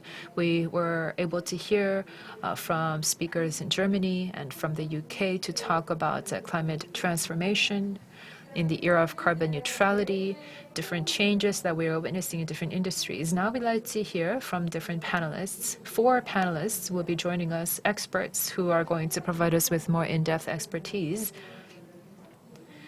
They will provide us with a diagnosis of the current challenges and present us with a direction forward. I'd like to introduce them all to you. Chu Young-sup, Distinguished Professor of Seoul National University, will be our moderator, and our panelists will be Kim Sung-yup, Dean of the UNIST College of Engineering, Kim Yoon-il, Vice Mayor of Busan Metropolitan City, Ryu Jong-ki, Business Development Executive at IBM Korea. We are going to set up the stage for the panelists.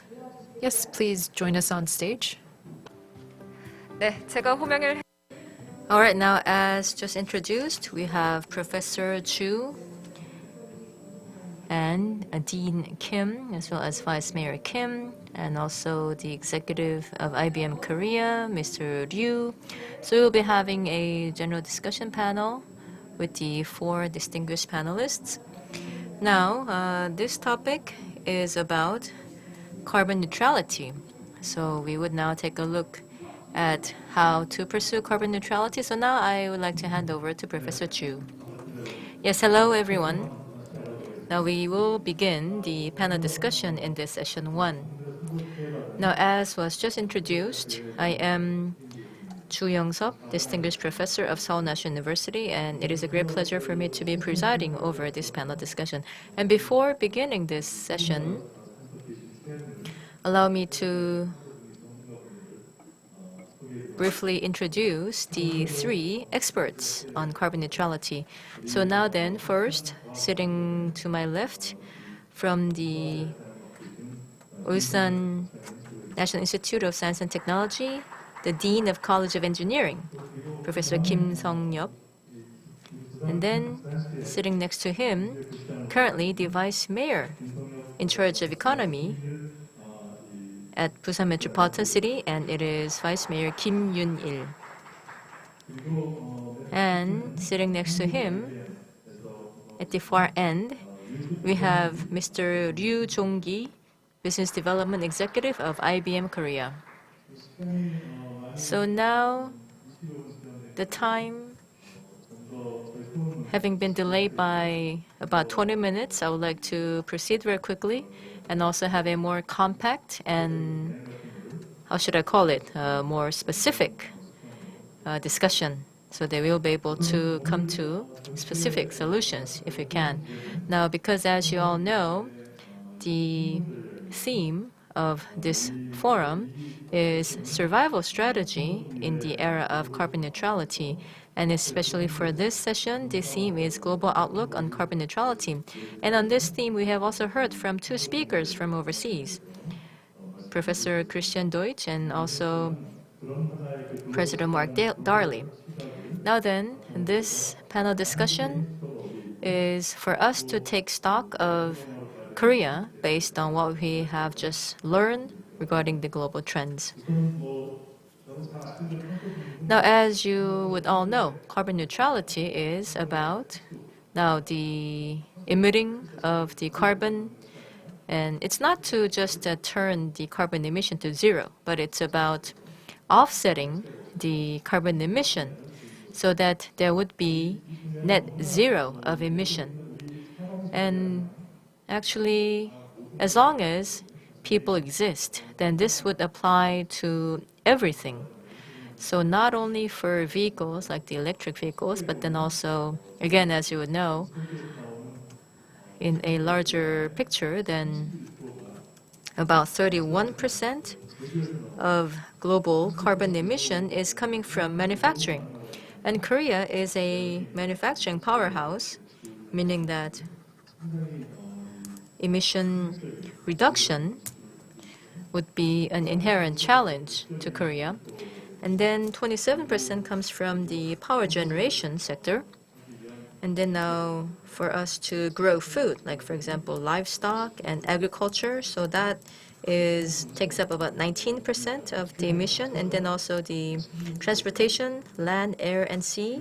So that's about 16% of the emission. And then building, like heating and cooling, that's about 7%. So you see that there is a very diverse array of areas where we also have to work on reaching carbon neutrality, which is a great challenge, not left to only a few people, but involving almost everyone in a country, in the world. And also, carbon neutrality is no longer an option because it is becoming a new standard all over the world, and then also in terms of ESG. So we see that through the ESG that it is becoming the norm in the world. So this is not just a passing fad. It is something that we must follow, that I would say that this is the call of the time.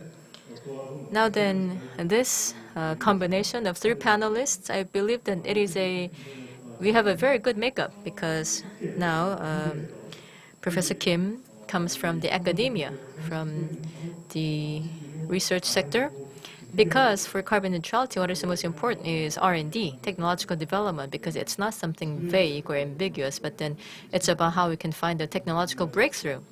So perhaps he will be able to share with us his insights in that particular topic. And then sitting next to him, of course, for the carbon neutrality, what is important is the people. So then sitting next to him, we have the Vice Mayor of Busan Metropolitan City in charge of governance of cities that is made up of people. And then also Mr. Ryu Jong-gi from Korea IBM, which is also conducting a lot of consulting business. So we have the industry and academia as well as the governance. So very good combination today. And then now there's going to be two parts in this session. First is about, as I said earlier, taking stock of the current situation against the context of the global trend. So what we are doing well, where we are falling behind, what are the structural issues in Korea, if there are any. So we would like to hear from each, from your perspective. And then second is about, now given that we will be achieving carbon neutrality by 2050 as announced by the government, again, this is not an option. It's not just for Korea, but for all the world. So, of course, China said 2060, but most other countries are targeting 2050. Some are even saying that we have to pull that up to 2040. And there has been long preparation for that already. So again, that is not an option. It is a must for us as well.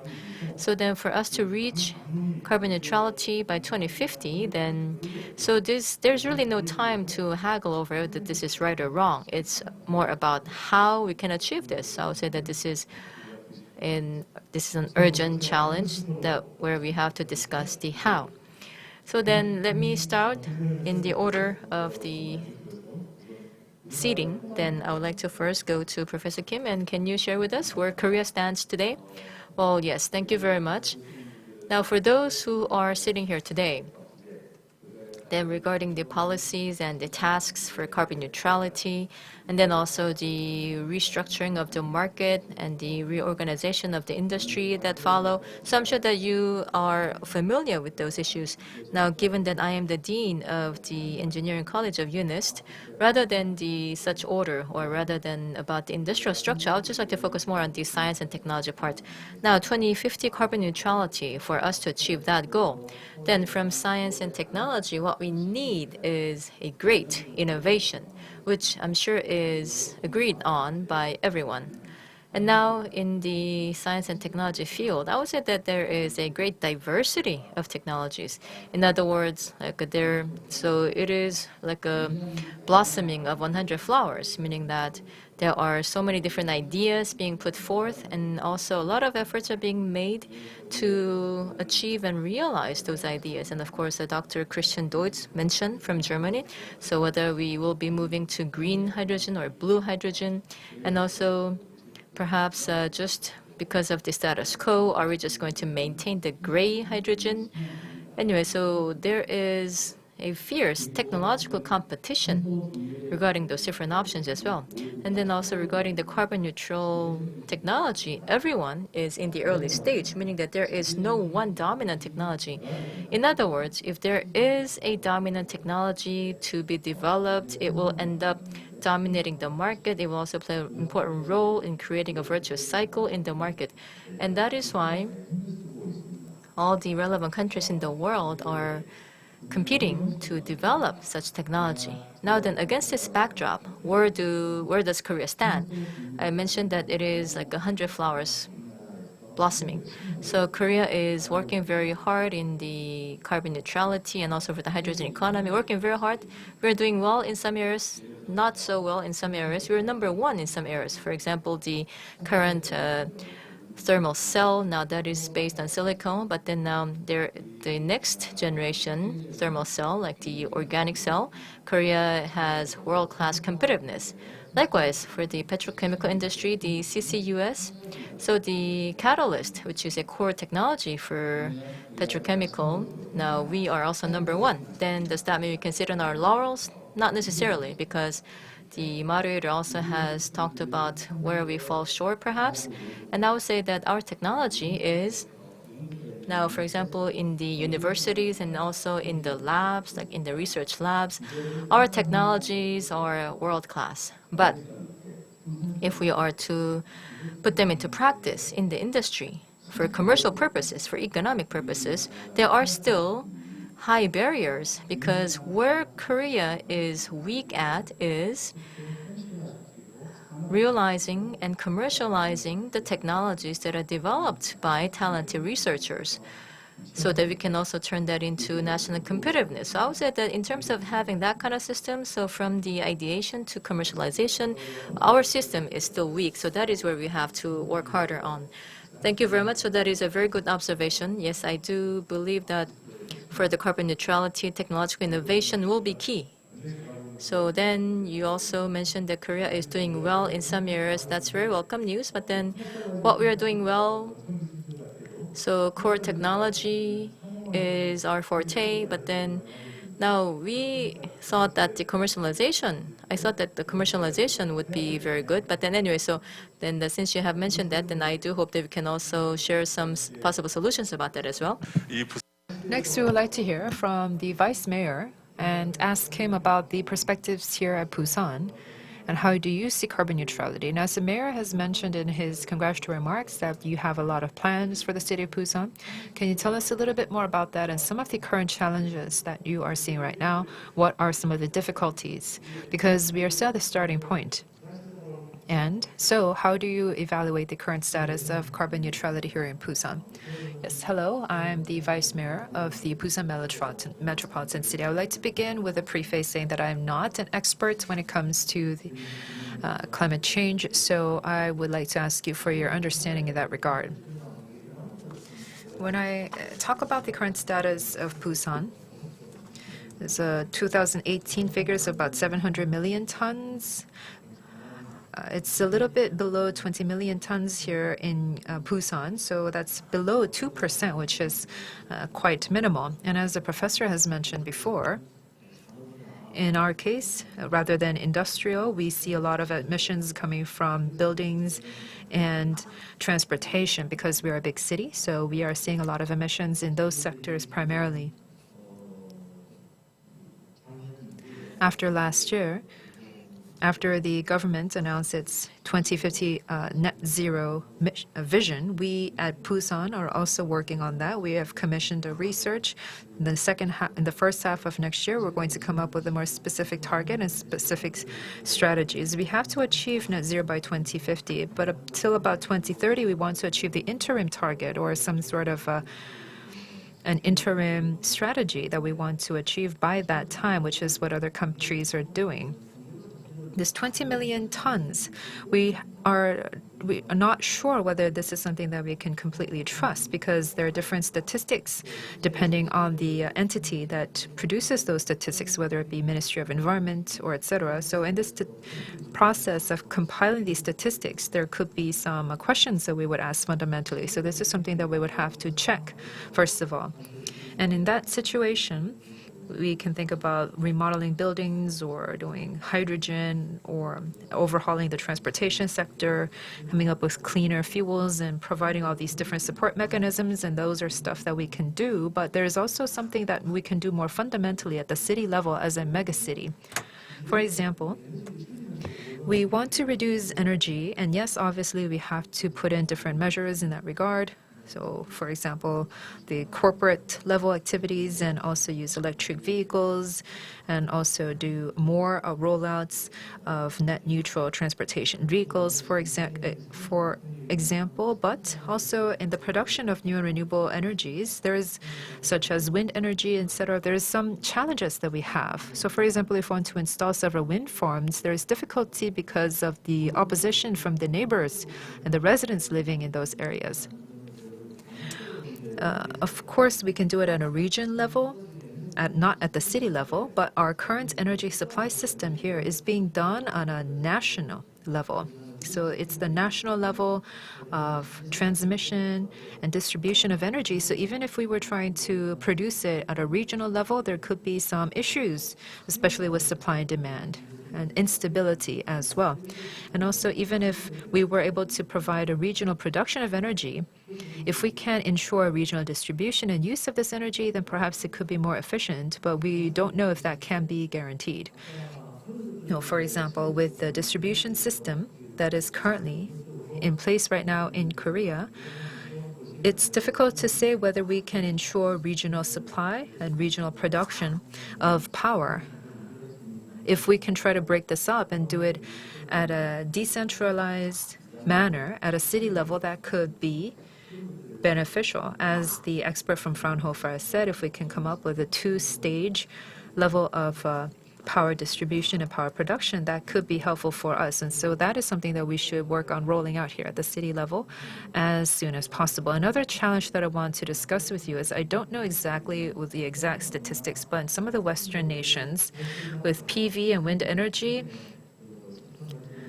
their production unit cost has already gone below the production cost of fossil fuels. So there is some level of cost effectiveness already there. But in the case of Korea, I don't know exactly if a wind energy and PV energy and solar energy is still cost competitive versus the traditional energy.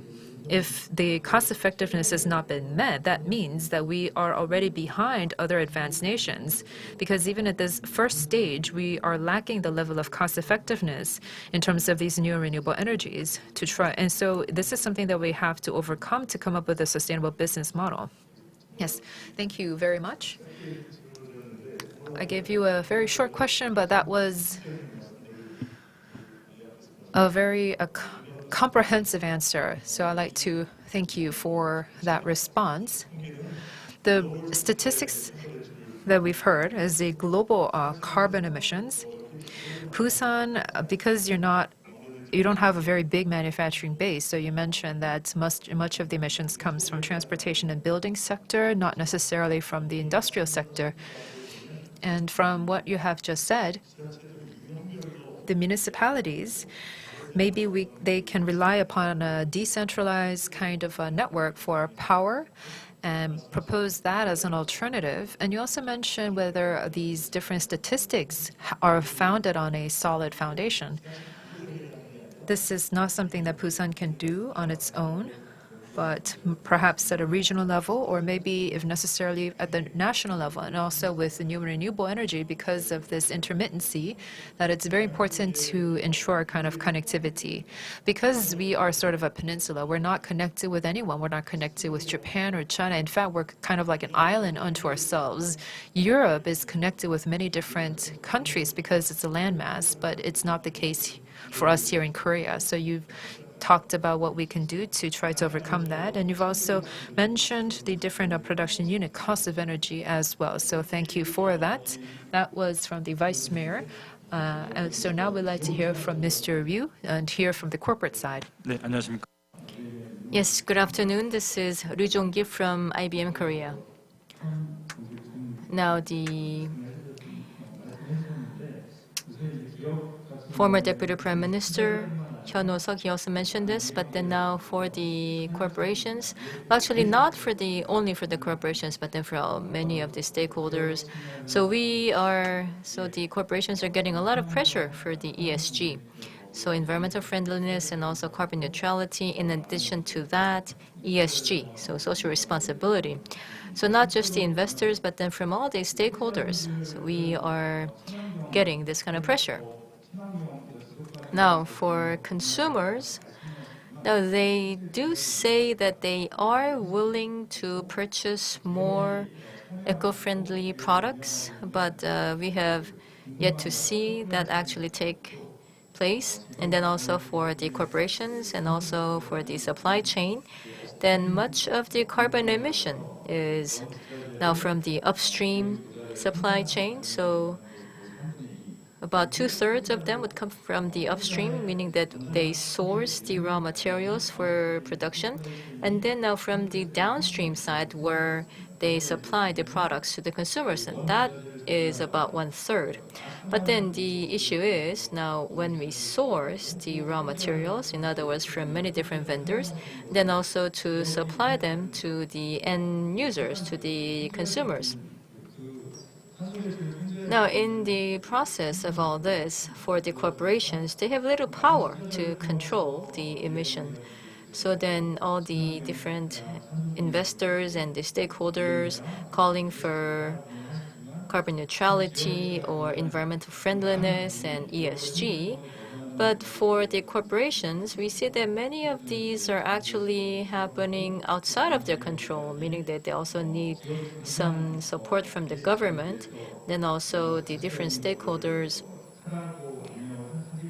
Rather than calling for something specific or visible outcome right away, perhaps they can also wait and watch so that the companies can invest into more environmentally friendly future.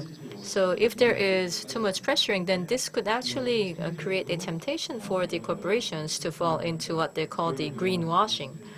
So perhaps we can give them some time to invest into eco-friendly future and then get the eco-friendly outcome out of that. So perhaps support from the government and then also some patience from the society and the stakeholders. Well, thank you very much for representing the concerns from the corporate side. Now then, based on the status quo that has just been shared, then now let me go back to Professor Kim. And we would use a bit more time, so perhaps within 3 minutes. What would be the tasks or the challenges that we have to resolve in this issue?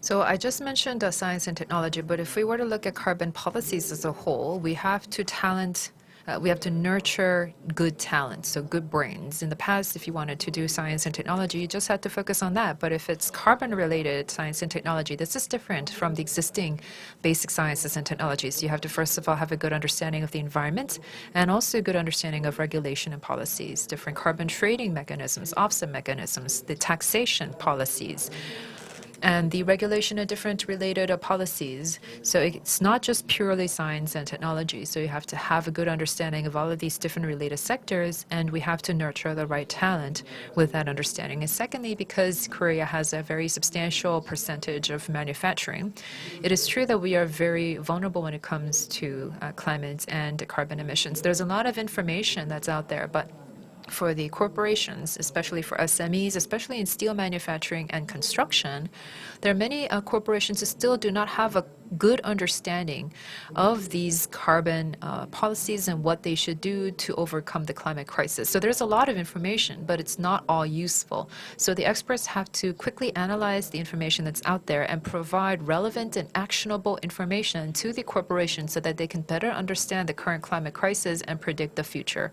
So that is something that we also have to do. And in terms of technological development, as I mentioned earlier, we're doing these test level or laboratory level technologies that are very excellent at that scale, but we're not able to commercialize them right now. For example, in the late 1990s and in the early 2000s, nanotechnology, when it was very popular in Korea, we wanted to follow up very quickly to that. And so the production, evaluation, and performance and appraisal of all of these different technologies, we set up a comprehensive research institute that could do all of that so that we can test nanotechnology. And there's very expensive equipment there as well.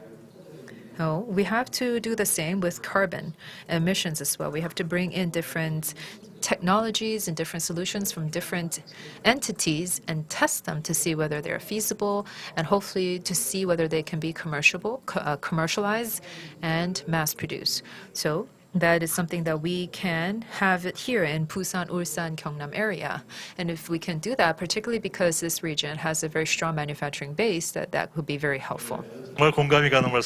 Yes, thank you very much. I could really relate to that because I was the head of the SMB administration as well. So I know that there are a lot of technological SMEs out there that are very excellent in their field. And even universities and research think tanks all have these great solutions, but the key is commercialization. And as you've just mentioned, that the government should focus on that and try to create more of these testing and laboratories and roll them out in Busan, and that could be very helpful. I've gone to these similar conferences, and many people have always said that we need to come up with a demonstration complex, a sort of a laboratory that can test the different prototypes. Because the technologies and solutions have to be developed, but they also have to be demonstrated and tested. So we need to have some kind of platform that can allow for that. So perhaps you can tell us a little bit more about the urgent challenges for Busan? Well, then, yes, I understand that the time is very short.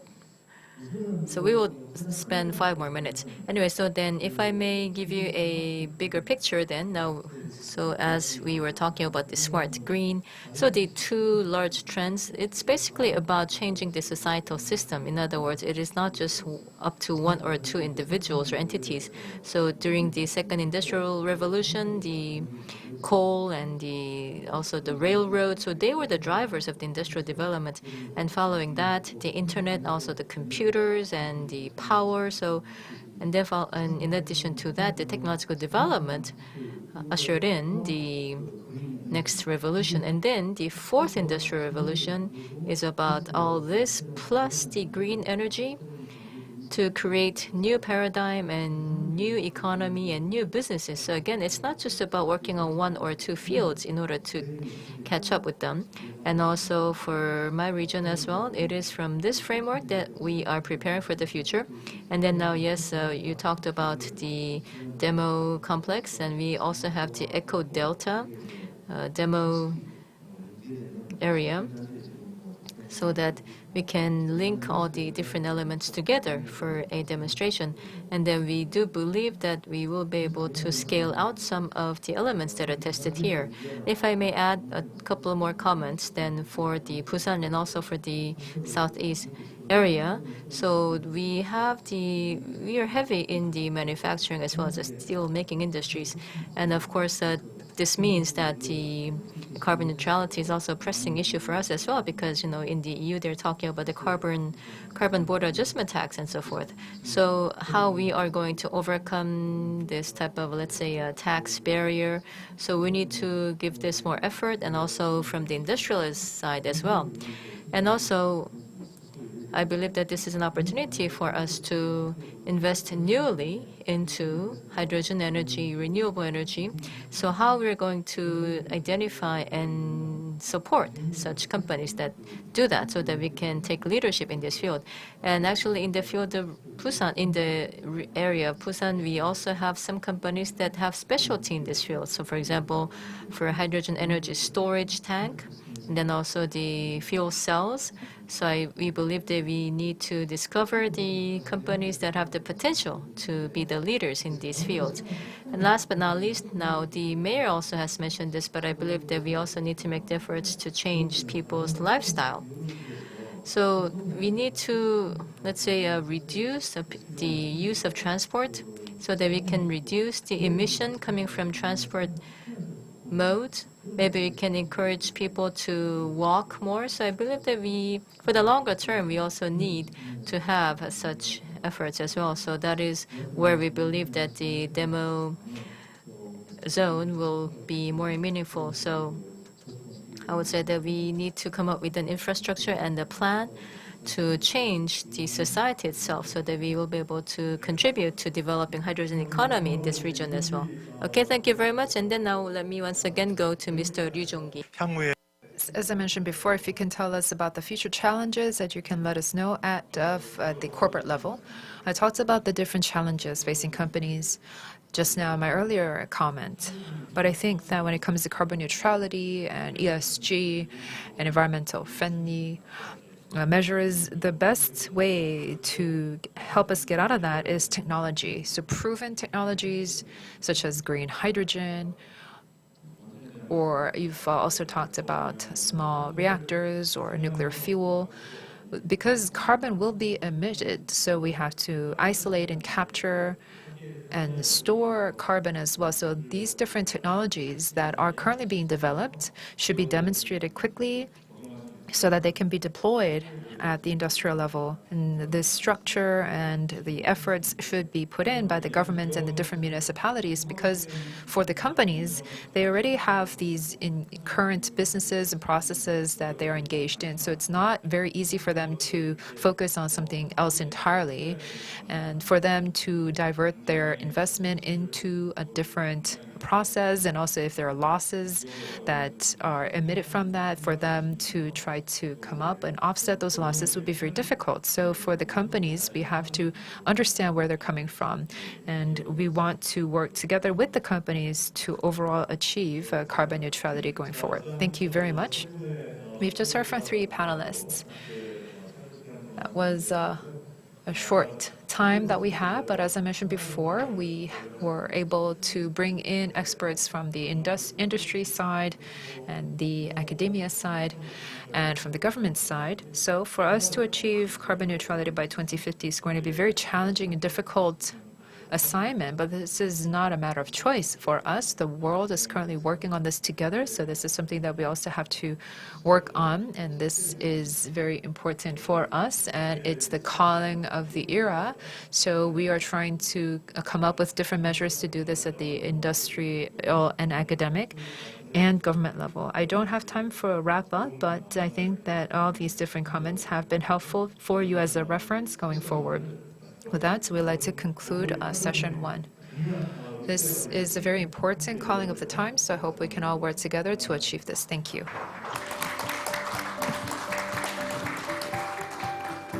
네, 탄소 중립과 관련해 Thank you very much. So we have had the representative from different fields regarding carbon neutrality. So I would like to thank the 3 panelists as well as the moderator for the excellent discussion. Thank you. And now, ladies and gentlemen, we have come to the end of session 1, and we will move right along to session 2. Now, for session 2, before we begin session 2, there is going to be a short break for 10 minutes. So we will move on to session 2 in 10 minutes. Thank you. 바로 넘어간다는 게 세션 2인 줄 알았어. 아, 네.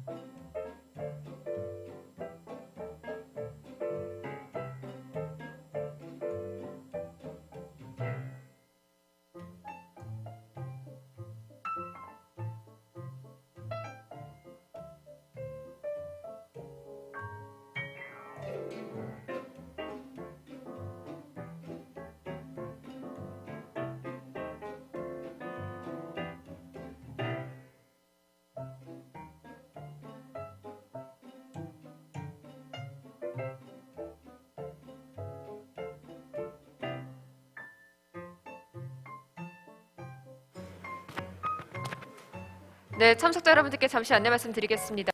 Let me make a housekeeping announcement. The second session will begin shortly. I'd like to ask everyone to please come inside and take your seats.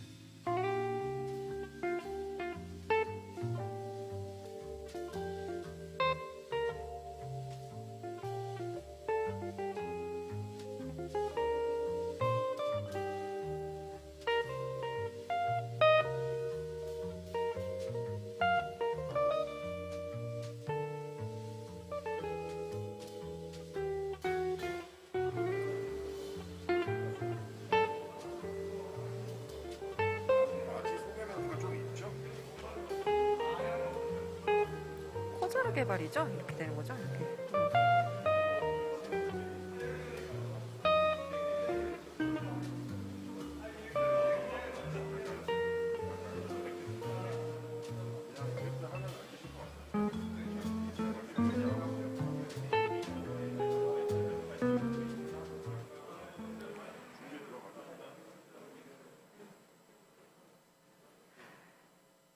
네, 여러분 이제 Ladies and gentlemen, we will now move on to our second session. In our first session, we were able to hear about the global outlook on carbon neutrality, focusing on different industries, but now we would like to talk about the transportation of carbon-intensive industries. Similarly, with our first session, we would like to hear from two presentations and then move on to an expert panel. Our first presenter rather, is Madzi Zamaparvar, president of COSAR, who is going to be giving a presentation titled Carbon Managed Urban Development. We will be joining him on Zoom. Hello, everybody. My name is Madzi Zamaparvar. It's a pleasure to be with you. I'm joining you from Northern California, from San Francisco. So hello to everybody in Busan. Great to meet you. The topic of today's presentation is how to manage urban development in a carbon neutral way. The topic is carbon managed urban development. I began my studies in urban development at Oxford, and I'm currently carrying out research at Oxford University at the Global Center for Healthcare and Urbanization. So the first most important point to point out is that over the next 30 years, the world will add 2 billion more people. And actually, because more people are moving into cities, that means there will be 3 billion more people living in cities. So we obviously need to build many more cities and many more urban areas than we currently have. Of course, human beings, as they move from rural, agricultural-based societies to more modern urban societies, are able to fulfill more of their needs. But as you can imagine, as we urbanize and we fulfill more of our basic needs, our carbon intensivity goes up. So we go from walking everywhere to driving everywhere, and we go from living in some no electricity house to a high electricity house, and so on. So our carbon needs go up as we develop. And we all live in market economies. And so we're constantly wanting more and craving and desiring and looking at the next thing to buy and to own and to have. So although we should grow our food locally and we want our food to come from local environment, however, we also want to have bananas and pineapples and things that actually are not from our climate. So we have to import, people who live in the northern climate have to import fruit from the southern climates so that they can enjoy pineapples during Christmas. And although our basic need for clothing is very minimal, actually what we really want is a lot of clothing. We want big closets full of wonderful clothing. And although we might be able to bike and get around our cities very easily on a bike, we actually want a nice car. And although we want basic housing and need basic housing, of course, we all want big housing with air conditioning and a dream where we can raise our families in a comfortable setting. So what we're going to see over the next 30 years is rapid urbanization. And the kinds of cities we're going to build, as you can see from this picture of London, are going to be very, very energy intensive. Lots of lights, lots of cars, lots of energy, and lots of CO2. So our Maslowian needs, our basic needs and desires to have a better life, and market incentives, when you add those two together, what it means is we're going to create a huge carbon footprint over the next 30 years as 3 billion people move into cities. So what are we going to do? Well, we have to start thinking about carbon managed urban development. Let's first talk about the definition of managing. So when you're managing something, you have a certain degree of skill and you treat whatever you're managing with care and you have a goal that you want to achieve. That's the definition of managing. So we must manage the total CO2 impact of new urban areas in two ways. One, we must build our new cities using low carbon supply chains. And two, we must operate those cities once they're built in a low carbon manner. Of course, nowadays, it's very difficult to locally source construction material. So if we plan to build cities with local material, we really have to think about how we're going to do that. Actually, currently, construction is part of a global supply chain. Is that sustainable? Leon Creer, a very famous urban planner in Europe, developed some cartoons to characterize what differentiates a well-planned city from a not well-planned city. His theory is that if you make a city compact, and if you combine all of the uses such as business, church, government, and residential into a compact area, you can reduce CO2 emissions. However, most urban planning today has the city separated from the living area. And the way to reach from the living area to the city is, of course, CO2 emitting driving. So we want a greener electric grid in the city. Of course we want that. That's another solution we need.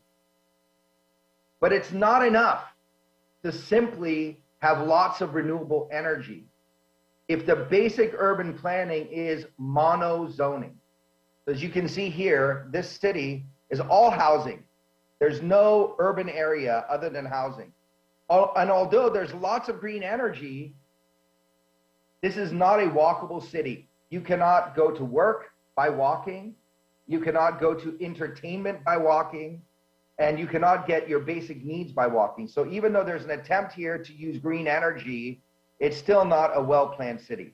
So we actually have to combine good planning as well as good technology.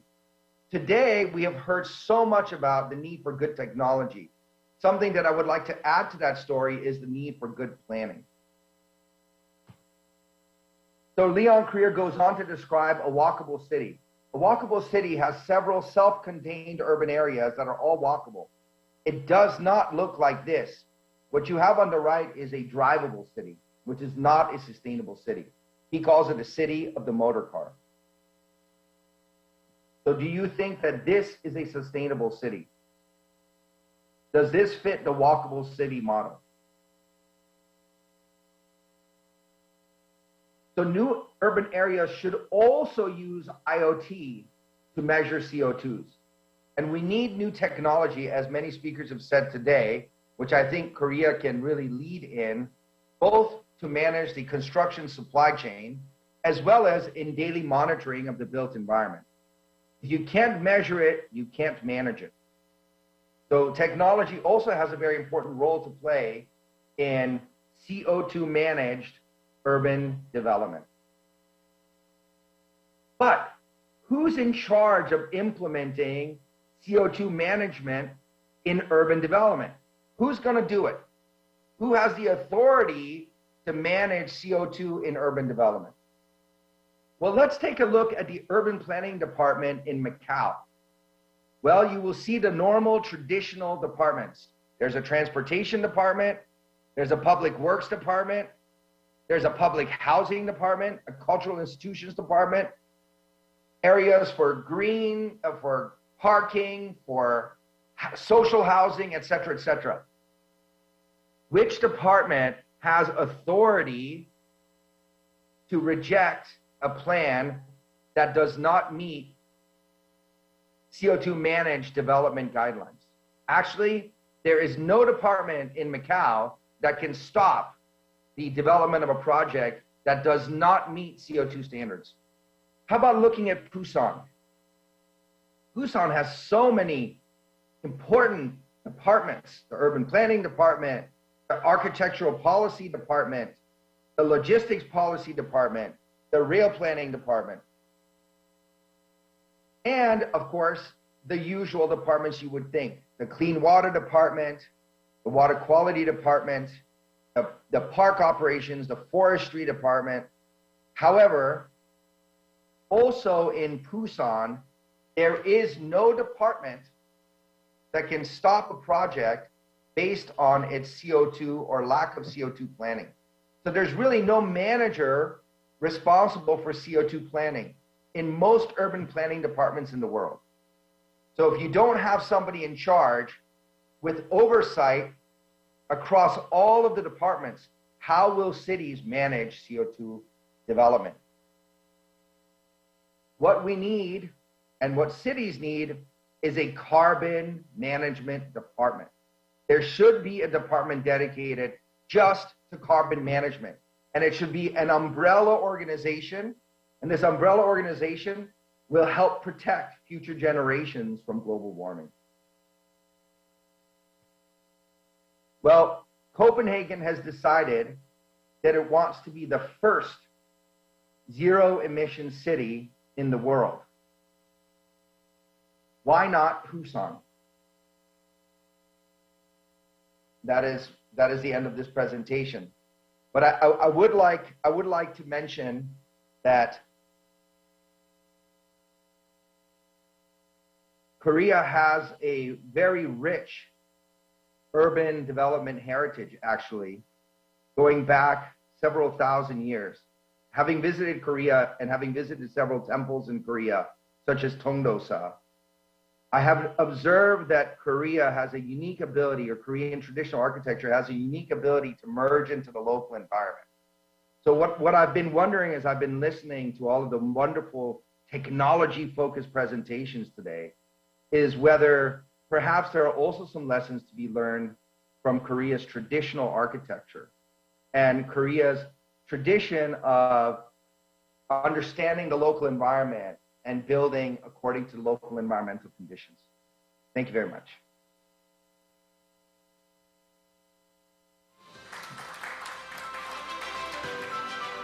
네, 도시 개발을 어떻게 Yes, how can we have carbon-managed urban development? That was our presentation from Marzi Zaraparver from the United States, joining us online. Thank you very much for taking time to be with us. 대표님의 Now then, following the presentation by Mr. Marzi Zarapover, then we will move on to the second presentation, moving on from the US to Australia. We have the chief scientist from Woodside, Dr. Neil Kavanagh, and he will tell us about the digital green risk or opportunity. So again, we will meet him through Zoom.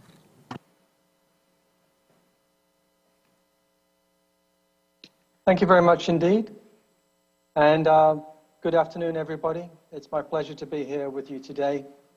I think the session title, Digital Green Risk or Opportunity, is such an excellent choice. And the number of people that we have online today reflects the interest in that question. And there's no doubt that things are changing and people expect us to act and want us to work together in the energy sector. And what we're finding at Woodside Energy in Australia, is that our stakeholders want us to supply affordable energy, to supply carbon neutral energy, but also to maintain and grow prosperity, employment, and quality of life. And I think the two messages I wanted to leave the group with today was to have confidence that we've got this, that we can handle this transition, because we've done it before over the last 20 years with the LNG industry formation and growth to what it is today. So we have confidence we've done this before.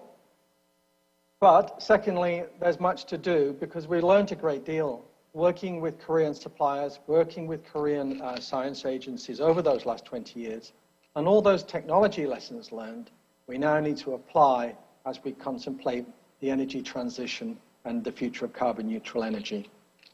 So my name is Neil Kavanagh and I'm the Chief Scientist at Woodside Energy, which is Australia's largest natural gas company, leading natural gas producer.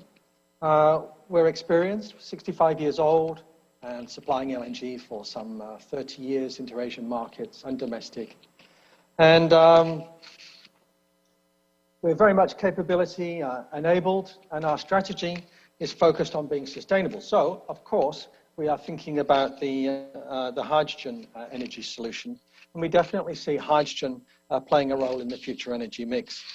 It's also a natural evolution of our energy export business model. Now, we've been in Korea as a company for over 20 years in a mixture of modes, working together on equipment for the LNG business, like the LNG carrier shown here, and also doing various innovations. The world's first purpose-built floating production storage and offtake vessel was made for Woodside at Samsung Heavy Industries Yard in 1999. And the last time I was in Korea was in Busan, and I was with Busan National University, and we had a lovely workshop to contemplate hydrogen as a marine fuel. And we're definitely looking forward to getting back there in person. Now, not surprisingly, our first hydrogen investments are actually in Korea. And they've already begun, and I'll introduce them in a moment. But first, a little bit more about Woodside. I said at the beginning that we were here for the sustainable energy future, and not surprisingly, we've made quite robust emissions reduction targets of our own, which I'm showing here. So 30% reduction by 2030, aspiring to be neutral by 50, and a 15% reduction by 25. And our approach is to avoid emissions in design, reduce them through efficient operations, and offsets, use offsets as well. And of course, the ultimate avoidance, of course, is to make a carbon neutral energy alternative, which we are doing. So let me talk about hydrogen and how we're proposing to make it. I'm showing you all of the different pathways that we're currently working on, which range from natural gas steam reforming with CO2 management into geological sequestration or biological sequestration or carbon to products. Also, green hydrogen through renewable electricity, which is, of course, abundant in Australia, as wind and solar in particular. And then we're looking at the different transport vectors as hydrogen, liquid hydrogen, compressed hydrogen gas, ammonia, and also the metal hydride carriers as well. And we contemplate it being used for all the different markets, ranging from transport, heavy industry, as well as power. And we're working closely with our customers in Korea and elsewhere, and we're wanting to leverage on the things that we've done well in the past. So let me show you how such a plant might look like that could be exporting hydrogen from Australia to Korea. So this plant shows the integration of natural gas and renewables, and simultaneously making both blue hydrogen and green hydrogen, and meeting both domestic and export markets. This high level of integration brings many efficiency gains and is much easier than simply doing one thing or the other.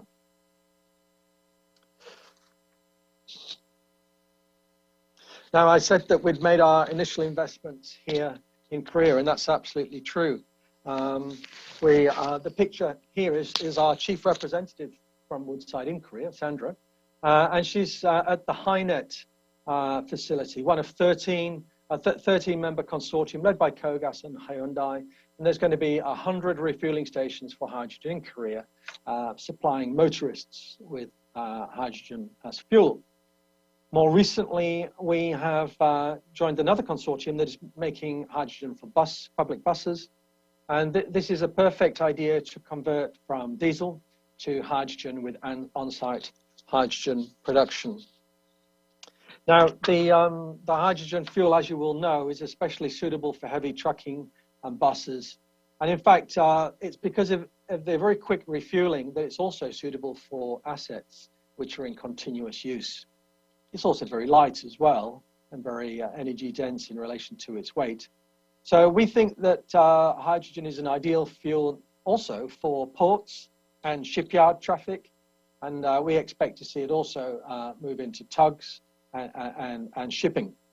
And we note that Korea, of course, is a leader in the manufacturing of fuel cell technology, and also a significant player in the technology for marine propulsion. And we've been working already quite closely with suppliers in Korea, making engines and ships to run on LNG as a marine fuel. And we want to be part of the story as it evolves using those other fuels as well, hydrogen, ammonia, and methanol, and so on. Now, Chairman Professor Shin asked me to talk a little bit more about what's coming up. And I think I would be remiss to say that we do see the continued growth in the use of natural gas in Asia. It's an intrinsically lower carbon fuel, clean burning, and of course it is ideal for CCS. And it is the case that people have a requirement for more energy in Asia, as well as clean energy in Asia. Something like 1.5 billion people will become middle class in the Asia-Pacific region by 2030. So LNG is definitely required in a decarbonizing world, and we are therefore increasing our supply to meet that growing demand. And this Scarborough Pluto Train 2 development is scheduled for an investment decision in the last part of this year, which I find very exciting. So moving back to my favorite topic of the technology, let me say a few things about some of the things that we have learned from working together with our Korean suppliers over the last 20 years, but I think will be terribly important for the new energy production plant that we can expect in the future. And I think a lot of it will come from Korea. So we're talking about designing out emissions and cost, and designing out and operating out emissions and cost. New energy is only affordable and suitable for a growing population of energy demand when both affordability and carbon neutrality are achieved. And how might we do that? Well, like the LNG carrier here, we're keen to move to a design one, build many philosophy, so that energy production plants are standardized, like Lego bricks that can plug together and be scalable. Also, the current practice of quite lengthy design and each design being unique. We want to replace that with autonomous and generative approaches to AI design so that we shorten and accelerate the time that we get through the design cycle. And lastly, minimizing fugitive emissions intensity from the whole of the natural gas or the energy value chain, way below 0.2%. And then in the operate phase, including the construction operations, using digital procurement, logistics, and robotic fabrication, and not leaving the equipment out of Korea until full systems integration testing has been achieved. So in the past, the very large energy plant assets were only used and integrated for the first time during commissioning on site.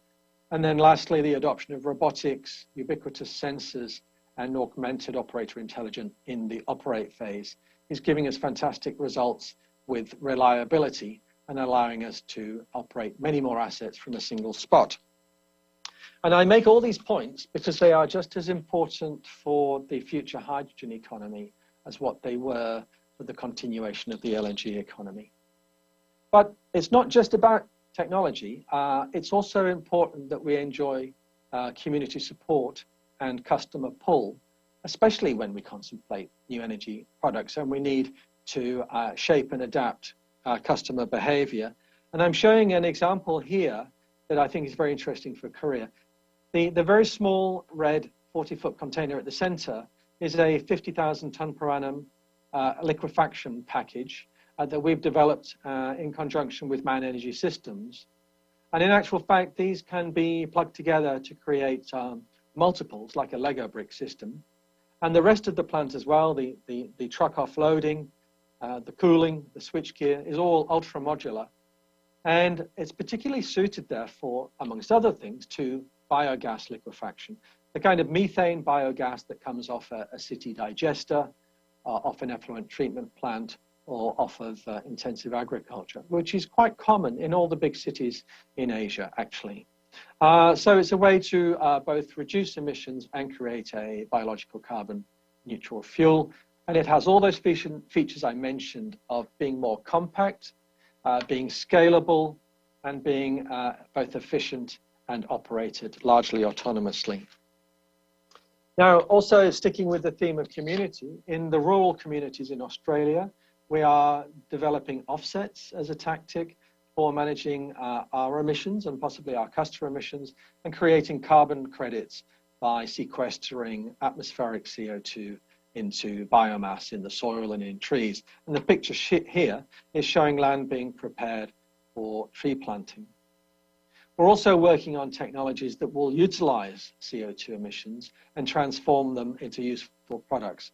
And the potential technologies that we are working on include using bacteria supplemented with hydrogen and oxygen to transform CO2 into ethanol and butanol and other products, green reforming of methane to create syngas and liquid fuels, and electrolytic reduction of CO2 into CO so that we can react it with reduced H2 and make synthetic fuels and other carbon neutral products.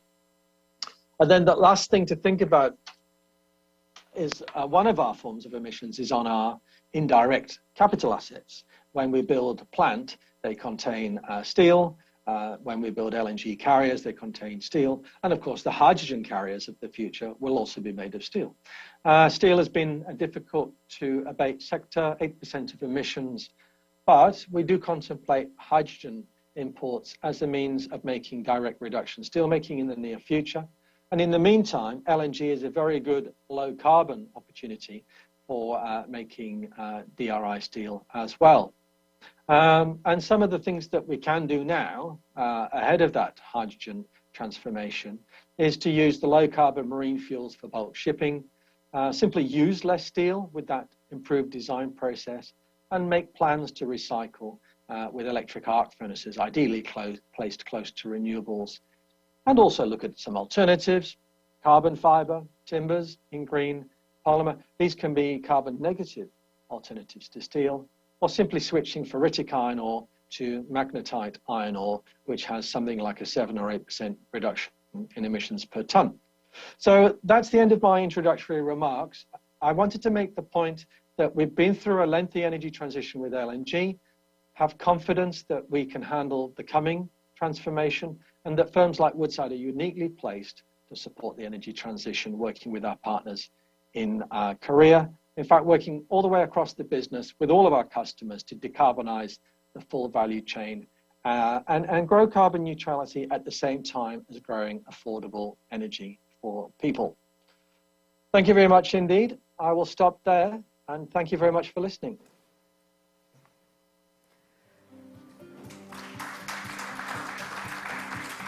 네, 지금까지 닐 Thank you very much. So that was the chief scientist of Woodside, Mr. Neil Kavanagh. Thank you very much. So thank you very much for the presentation. And now we will move right along to the panel discussion. And now in this session, we have the Korean experts to participate in the discussion. So now I would like to call out the participants. First, we have Professor Shin Jong-ge, Professor Emeritus at Seoul National University. And then we have Professor Chung Ju-chol of Busan National University and Mr. Kim Yong-won from the Korea Automobile Manufacturers Association and Mr. Kim Ju-hyuk, Deputy Head at the Fraunhofer Office of Korea. And now I would like to hand over to the moderator, Professor Shin. 네, 반갑습니다. Hello, it is a pleasure to meet you. I am the Emeritus Professor at Seoul National University and also an advisor to Korea SEMI. My name is Shin Jong-ge, and I would like to moderate this discussion together with our illustrious experts. Let me briefly introduce our three experts here with us today, beginning with my left, if I may, is Professor Chung Ju-chol at the Department of Urban Planning. He has majored in urban planning and engineering and is currently engaging in education and research at Busan National University and also working with different municipalities and federal government. He is working as an advisor in that regard. Recently, Busan has named him as a leader in trying to come up with a science and technologically adept and fit complex. Next to him, you would find Kim Yong-won, the Executive Managing Director at the Korea Automobile Manufacturers Association. He received a PhD in railroad engineering, and he has worked for a very long time in the relevant agency. He is currently the Executive MD at the association, so he has had experience heading this association that overlooks both the industrial side and the government side. So please welcome him. And lastly, we have the deputy head at the Fraunhofer Representative Office in Korea, Kim Ju-hyuk, who's in charge of overseas sales at LG. And in 2008, he joined Fraunhofer, look at energy, environment, industry 4.0, different sectors, where he has managed networks both at home and abroad regarding those different sectors.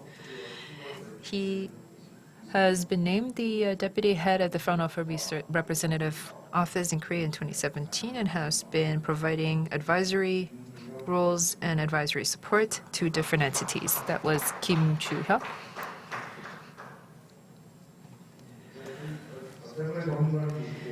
As I mentioned, we have three experts, panelists with us today, and with that, we'd like to enter into a panel discussion.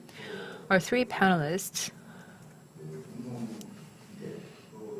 have expertise in city design, transportation, machinery, energy and environment. So they come from different fields. So I think that they have their unique insight to lend us in this current dialogue when it comes to carbon neutrality. So if you can tell us a little bit about the work that you're currently doing and the future that you see as an outlook from your respective sectors, I'd like to ask you to provide us with that insight. Professor Chung, would you like to begin, please? Yes, hello. It is a pleasure to meet you. I'm a professor at the Department of Urban Planning and Engineering at Busan National University. Thank you for inviting me to this forum. Early on in the opening video, we were able to see that carbon neutral city, the Palmanova of Italy. That was quite inspirational for me because when we teach city urban planning, the perspective on Palmanova is that from the medieval era into the Renaissance, this perspective of reason and logic, I think that was the first city that was designed in that regard. Of course, there was that aspect of pest control, but the Ottoman Turks could have invaded them, and so this city in Italy was designed so as to prevent this attacks from the Ottoman Turks. So it was a kind of utopian ideal that they tried to realize through that city. Today we're here to discuss carbon neutrality, and I think that when it comes to that issue, this issue of carbon emissions, I think it came to a debate about 20 years ago in Korea. The world also paid attention even at the time, but back then, 20 years ago, there were some people who were a little bit skeptical, and many of us thought that maybe this will pass. But recently, we have seen the changes in climate change, and we were able to see that this has a severe impact in the cities. So in the actual spaces where we live, even in the residential areas. The Korean government has tried to come up with various adaptation policy measures because we're seeing climate change and this leading to natural disasters. But the natural disasters are surpassing the ability of the government's response level in the US or in Europe, these heat waves that are going beyond 50 degrees, and in China, this rainfall that was the worst in 1,000 years. These are disasters at an unprecedented scale. So when we talk about carbon neutrality and lowering carbon emissions, this has to do with our very survival, but a lot of this is happening in our cities because it is the cities that are directly responsible for carbon emissions. They are quite problematic in that regard. So what we have to think about is that the starting points of the problem should be placed on the cities themselves. So we have to design the cities just as how they designed the city of Palmanova in Renaissance Italy. We have to redesign, newly design, and newly invent the current cities. So as the mayor has mentioned earlier, he said he envisions the 15-minute city of Busan, and this is not something that came out overnight. In urban planning, we've talked about the 30-minute city. In fact, I think it began with a discussion on 5-minute cities. So it's a very safe city where children can walk to school. And this is something that started at the village level, but now it has been expanded to the city level. Modern cities are great carbon emitters. There's a lot of cars, and even in the residential spaces, there are huge carbon emissions. And that is a fixed concept. So unless we change this idea of cities, then it'll be very difficult for us to achieve carbon neutrality. We've talked about technology, but I want to say that technology is not enough because we have to completely overhaul our way of life, or else we would not be able to achieve carbon neutrality because we have to use technological innovations, yes, but we also have to redesign and overhaul cities as we know them. And only then can we go into a net zero society. This is not a matter of choice, I don't believe. From urban planning mindset, I think that this is something that is like homework, that is something that we absolutely have to do. And it can also be an opportunity for the cities to take a great leap forward. And I'm going to discuss this later on, but in the case of Busan, it's quite lagging behind in this regard. Because if we look at the carbon emissions levels, we only take up 2.6% of the nationwide levels, and this is not coming from the industrial side. This is coming from residential and transportation sectors only. But even then, for the last 20 years, our carbon emissions have doubled.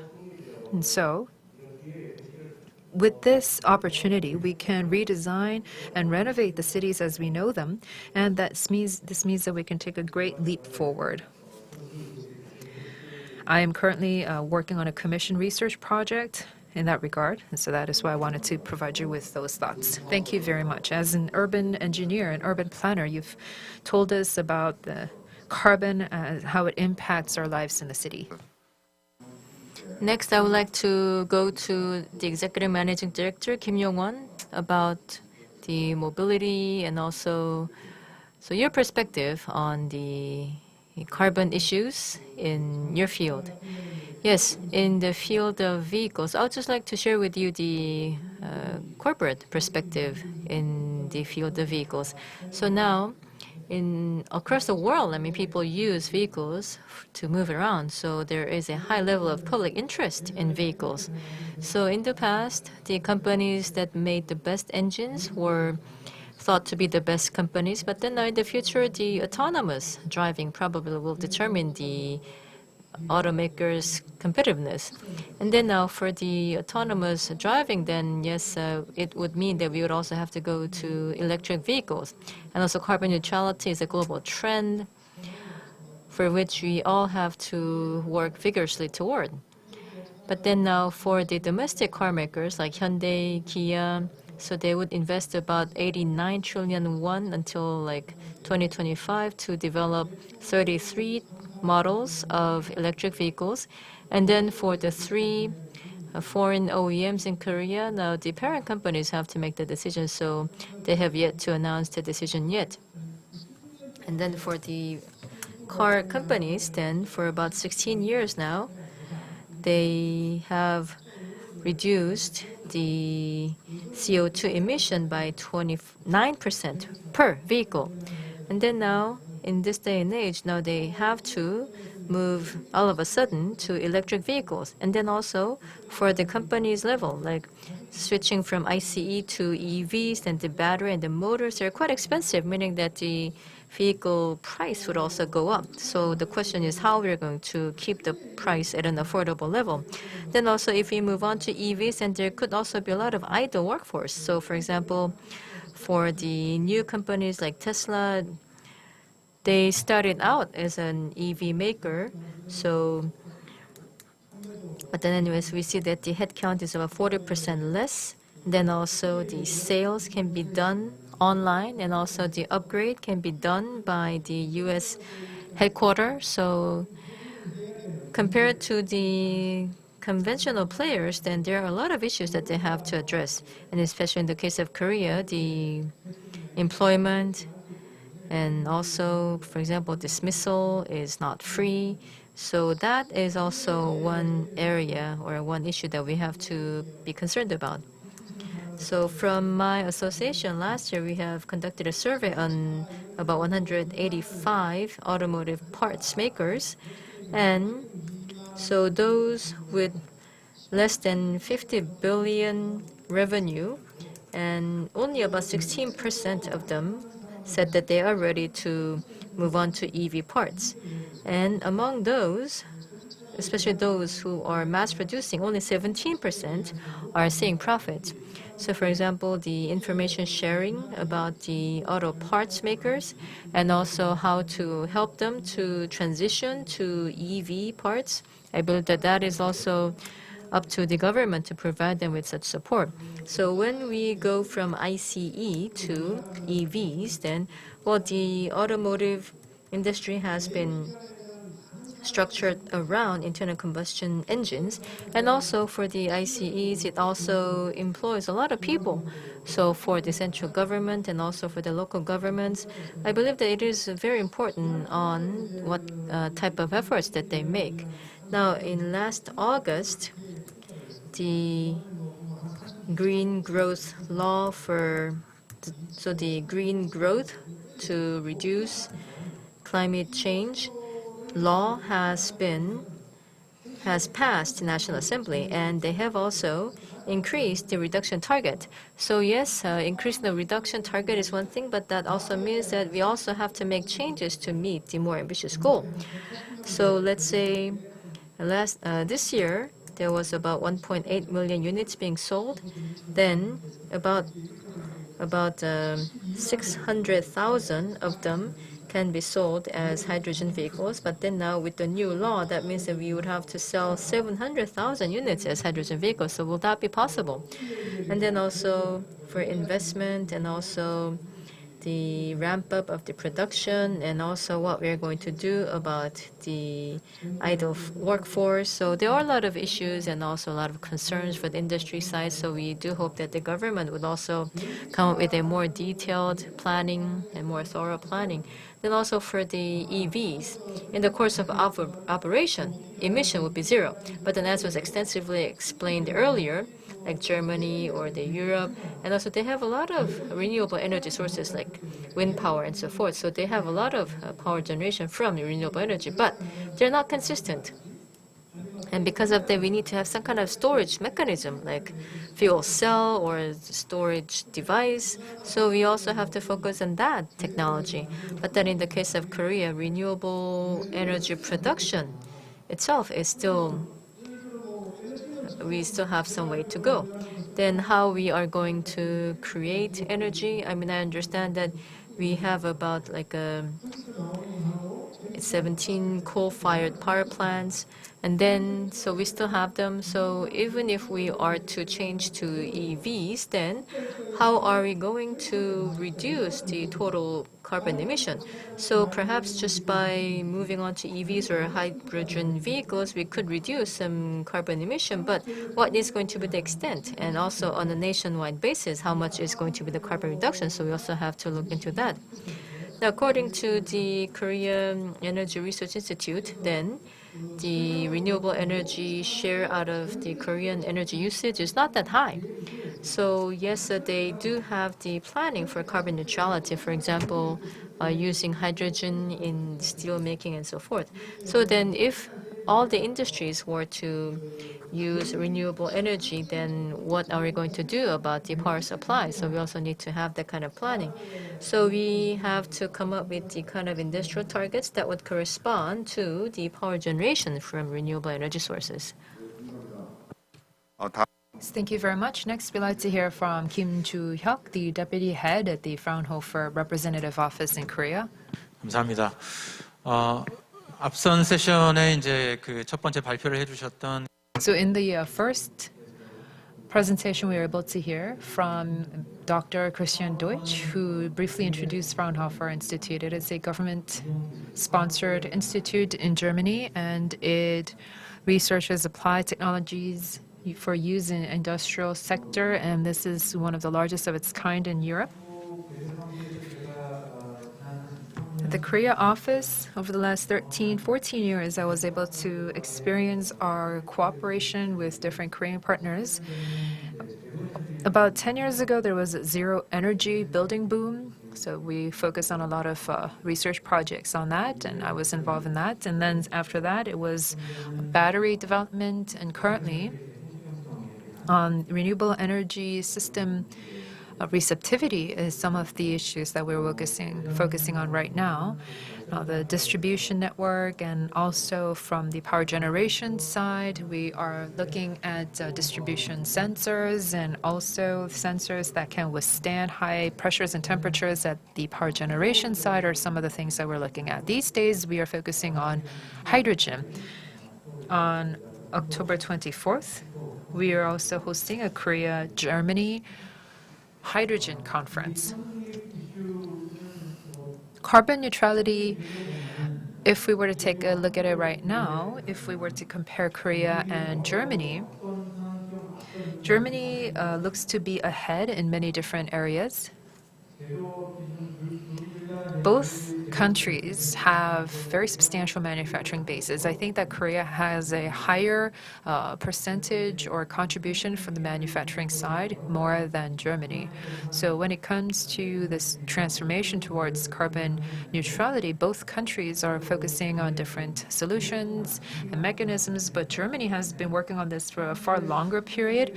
And so if we were to look at it right now, at this point in time, Germany is a little bit ahead, but I don't know if you are aware of this, but Germany, in May, many of its youth activists and CSOs became very upset because they said that the Germany government's goal of 2050 carbon neutrality,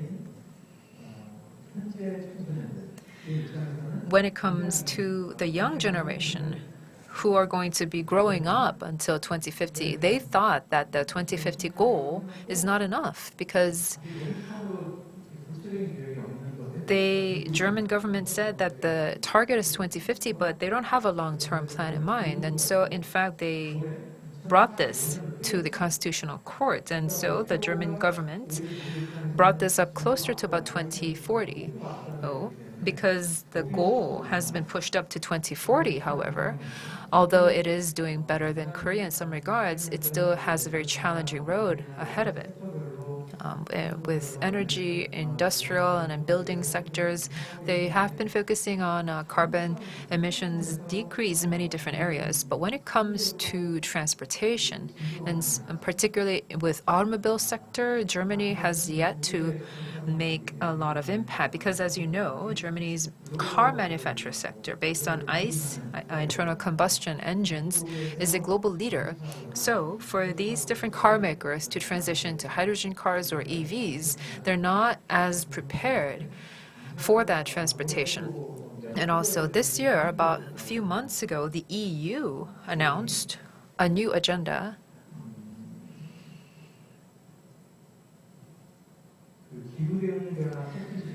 a climate response package Fit for 55. And according to this Fit for 55 package, from 2035 and on, cars that emit greenhouse gases cannot register as new vehicles, and from 2040, cars that emit carbon will no longer be allowed in their roads. So this is, as you can see, very restrictive, especially from the perspective of companies. Therefore, Korea, Germany, Europe, and elsewhere around the world, we can see that when it comes to carbon neutrality, the current environment that we are living in and the various governments' policy goals are quite challenging. And that's how the industry, that's how the companies see these different policy measures. So from that regard, the scientific community,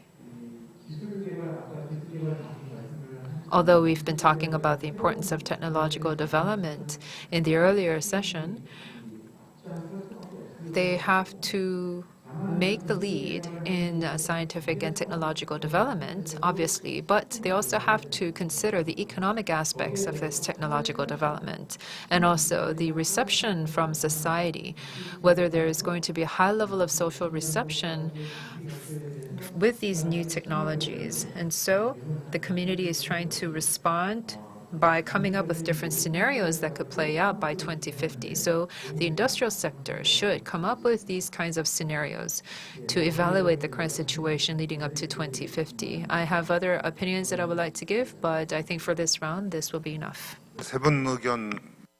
Well, thank you very much for the views from the three panelists.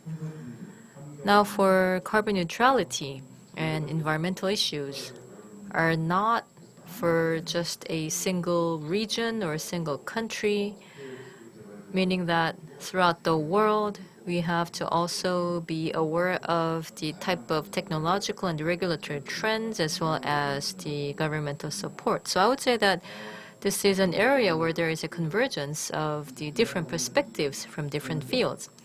Now, in this city of Busan, and then also in a larger sense, the Busan, Ulsan, Gyeongnam region, then in terms of the transport, then vehicles and also railroad and aviation. So we have all of those traffic connection. Then also from the industrial perspective, there is manufacturing and also shipbuilding and shipping, machinery, equipment. So this is a region with a high concentration of such fields. So yes, a carbon neutrality and carbon competitiveness is also all the more important for this region. So yes, important, but also not easy. So it is not an option. It is a must. It is a homework, as some of you said. Now then, what do you believe are the most important challenges, the biggest challenges, and then what type of spirit or type of policy do we need in order to overcome those challenges? So based on your experience so far, so from your expert's point of view, then what are the issues that are the most important that need to be resolved and how? So if each one of you can identify some of them?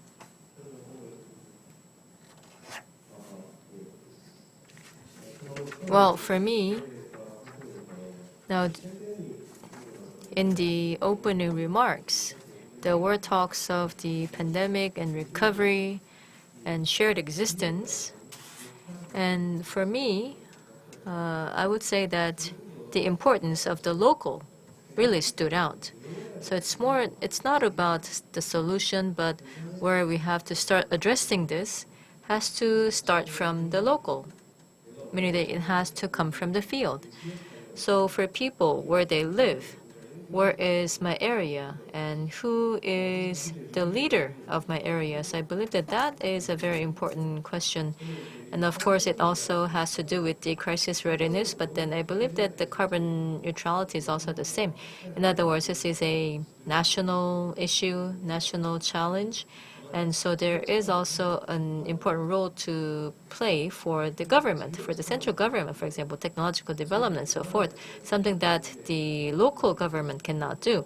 But then also at the same time, at the local level, because I also am engaged in a carbon project in the locality. But anyway, so for example, this is our current status, and then let's say following the central government's policy, we need to reduce it by this much by a certain period.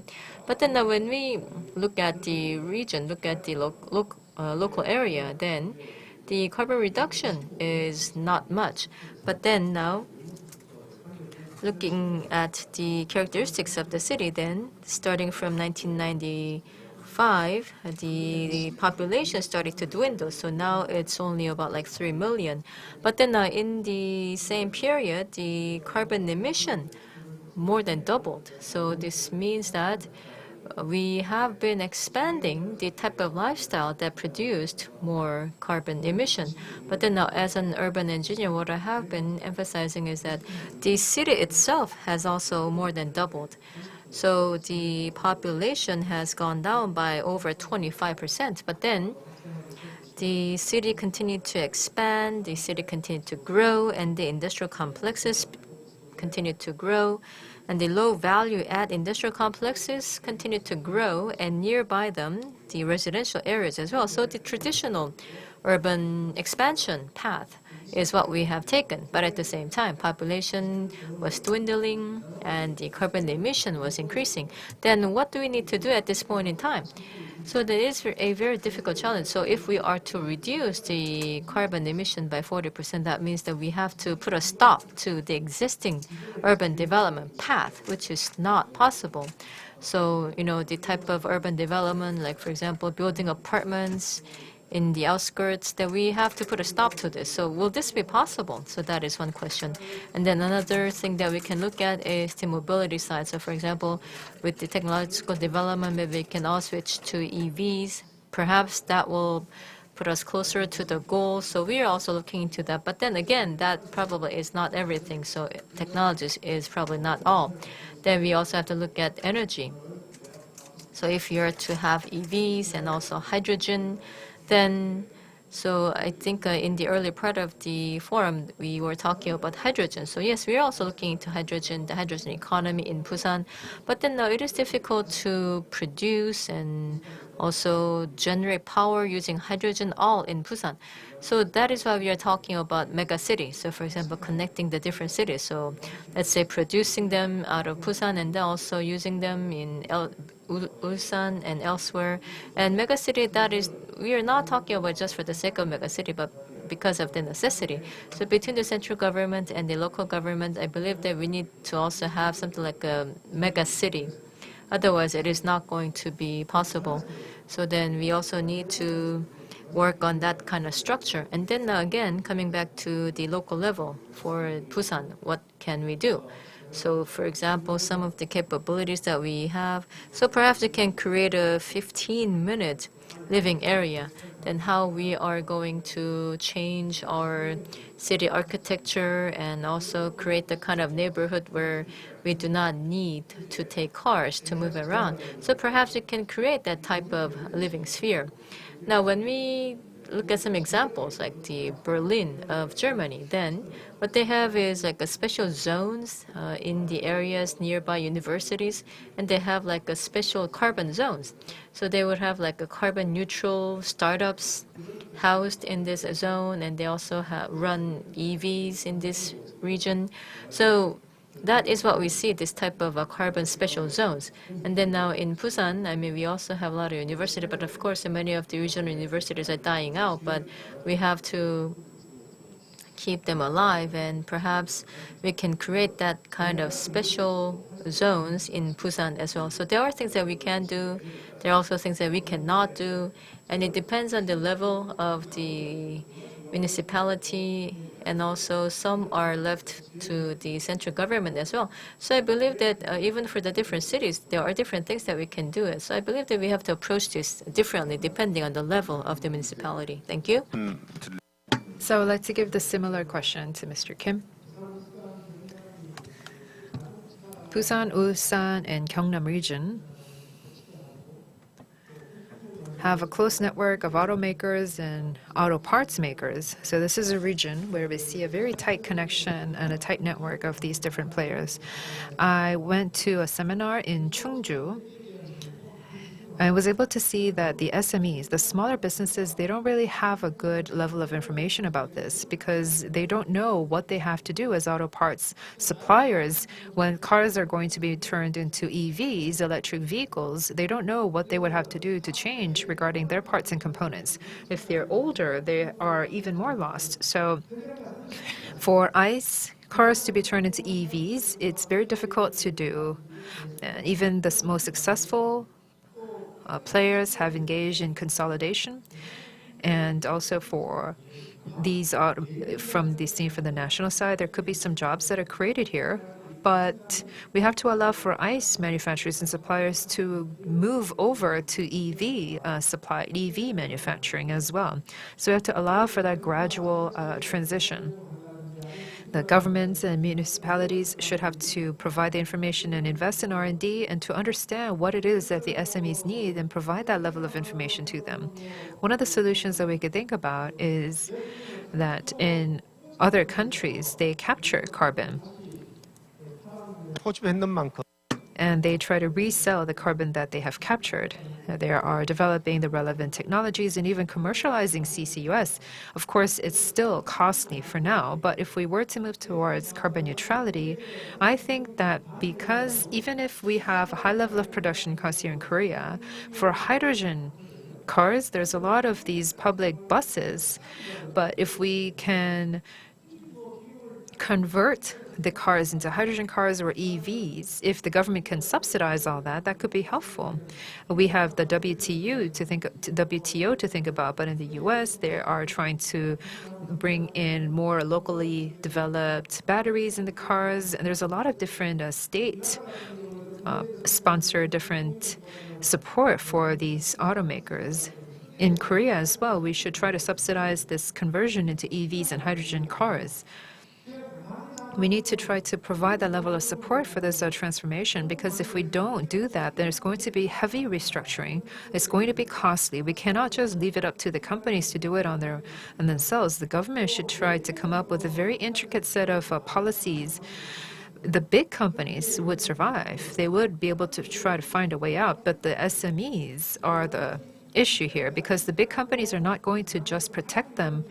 The SMEs are left to themselves, so perhaps the government can provide support or consulting services to try to prevent any future job losses. And this is something that the government should do, but especially the municipalities right here in Busan, Ulsan, and Gyeongnam, because they have a lot of auto parts components. Renault, Samsung is also here. There's a lot of suppliers and vendors that service them, so we need that kind of support. Thank you very much. And now, Mr. Kim. Well, then, for the market and then for the science, so I would like to put forth my views by separating the two. Now, first of all, for the carbon neutrality, I believe that this is an irreversible trend. So it's a matter of how quickly we can keep up with this trend. So then for the, let's say, policymakers, or so even not only for the policymakers, but then I believe that for the citizens in general, so someone else also said this, that we also need to have the citizens' awareness about the importance of this transition. So I believe that we need to have continued communication to further enhance the awareness. And then we also need to innovate the business model, because this is a path that was less traveled. So for the businesses are going to be different from what I am used to. So there is bound to be fear and uncertainty about investing into the less traveled road. But then if we can have, let's say, more ideas and more success cases out of them, then perhaps we can also move beyond the mental threshold and instill in the minds of people and in the businesses that yes, perhaps this is doable. And then if I may link this to science and technology, then we need to very vigorously increase the academia, industry, and research collaboration. So for businesses and also the research institutes, I believe that compared to Germany especially, then there's still quite a big distance between them in Korea. Because if you're researchers, then you mostly do research, and businessmen would focus only on business. But then perhaps something like a bibimbap, perhaps we need to have a cluster where we can have mixture of them all together, so that we can continue to generate ideas about the market and business ideas. So perhaps to lay the foundation to create a market. And then for the research institutes, of course, we have heard from the Fraunhofer Institute. They have like 75 institutes in Germany. And then about close to half of them, about 30 of them. So in terms of the system research that they were doing with funding from the federal government. And research is not about just core technology or individual technologies, but then let's say for the new technology of EV, then of course they need batteries, and then also you need to have like the energy charging, and then also there has to be acceptance among the public about this new technology, and then also how the waste is going to be addressed. So the entirety has to be researched. So that is what the system research is. And then based on this system research, then they would also look into the sectoral connections. So then, although I am looking into the EV components, but then in terms of the upstream and the downstream, and they would also look into all of them. So this was more of a research that created a sketch of everything related to the EV. So perhaps for the research institutes, they can also have this type of system research. In other words, from a big picture. And then for the building energy, so now there is a Korean doctor who is also a Fraunhofer researcher. And then I remember what he said about conducting a research commissioned by the Korean government. And he said that unlike Germany, in Korea, so I think it was commissioned by the Ministry of Commerce and Industry. Anyway, so in the case of Korea, for such project, the goal is very high, but then the basic data is not enough.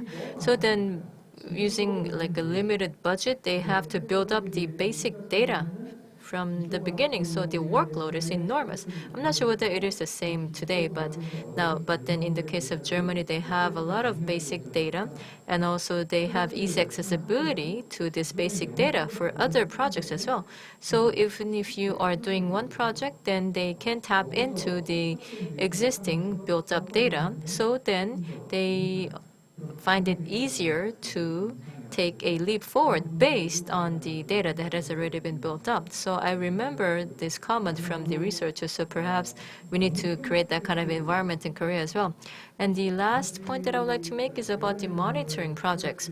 So for example, for the zero energy building projects, so there have been a lot of such projects in Europe, in the European countries, but then in the case of Korea, if we are to have the zero energy building, then they were emphasizing more about utilizing new technologies to build new buildings.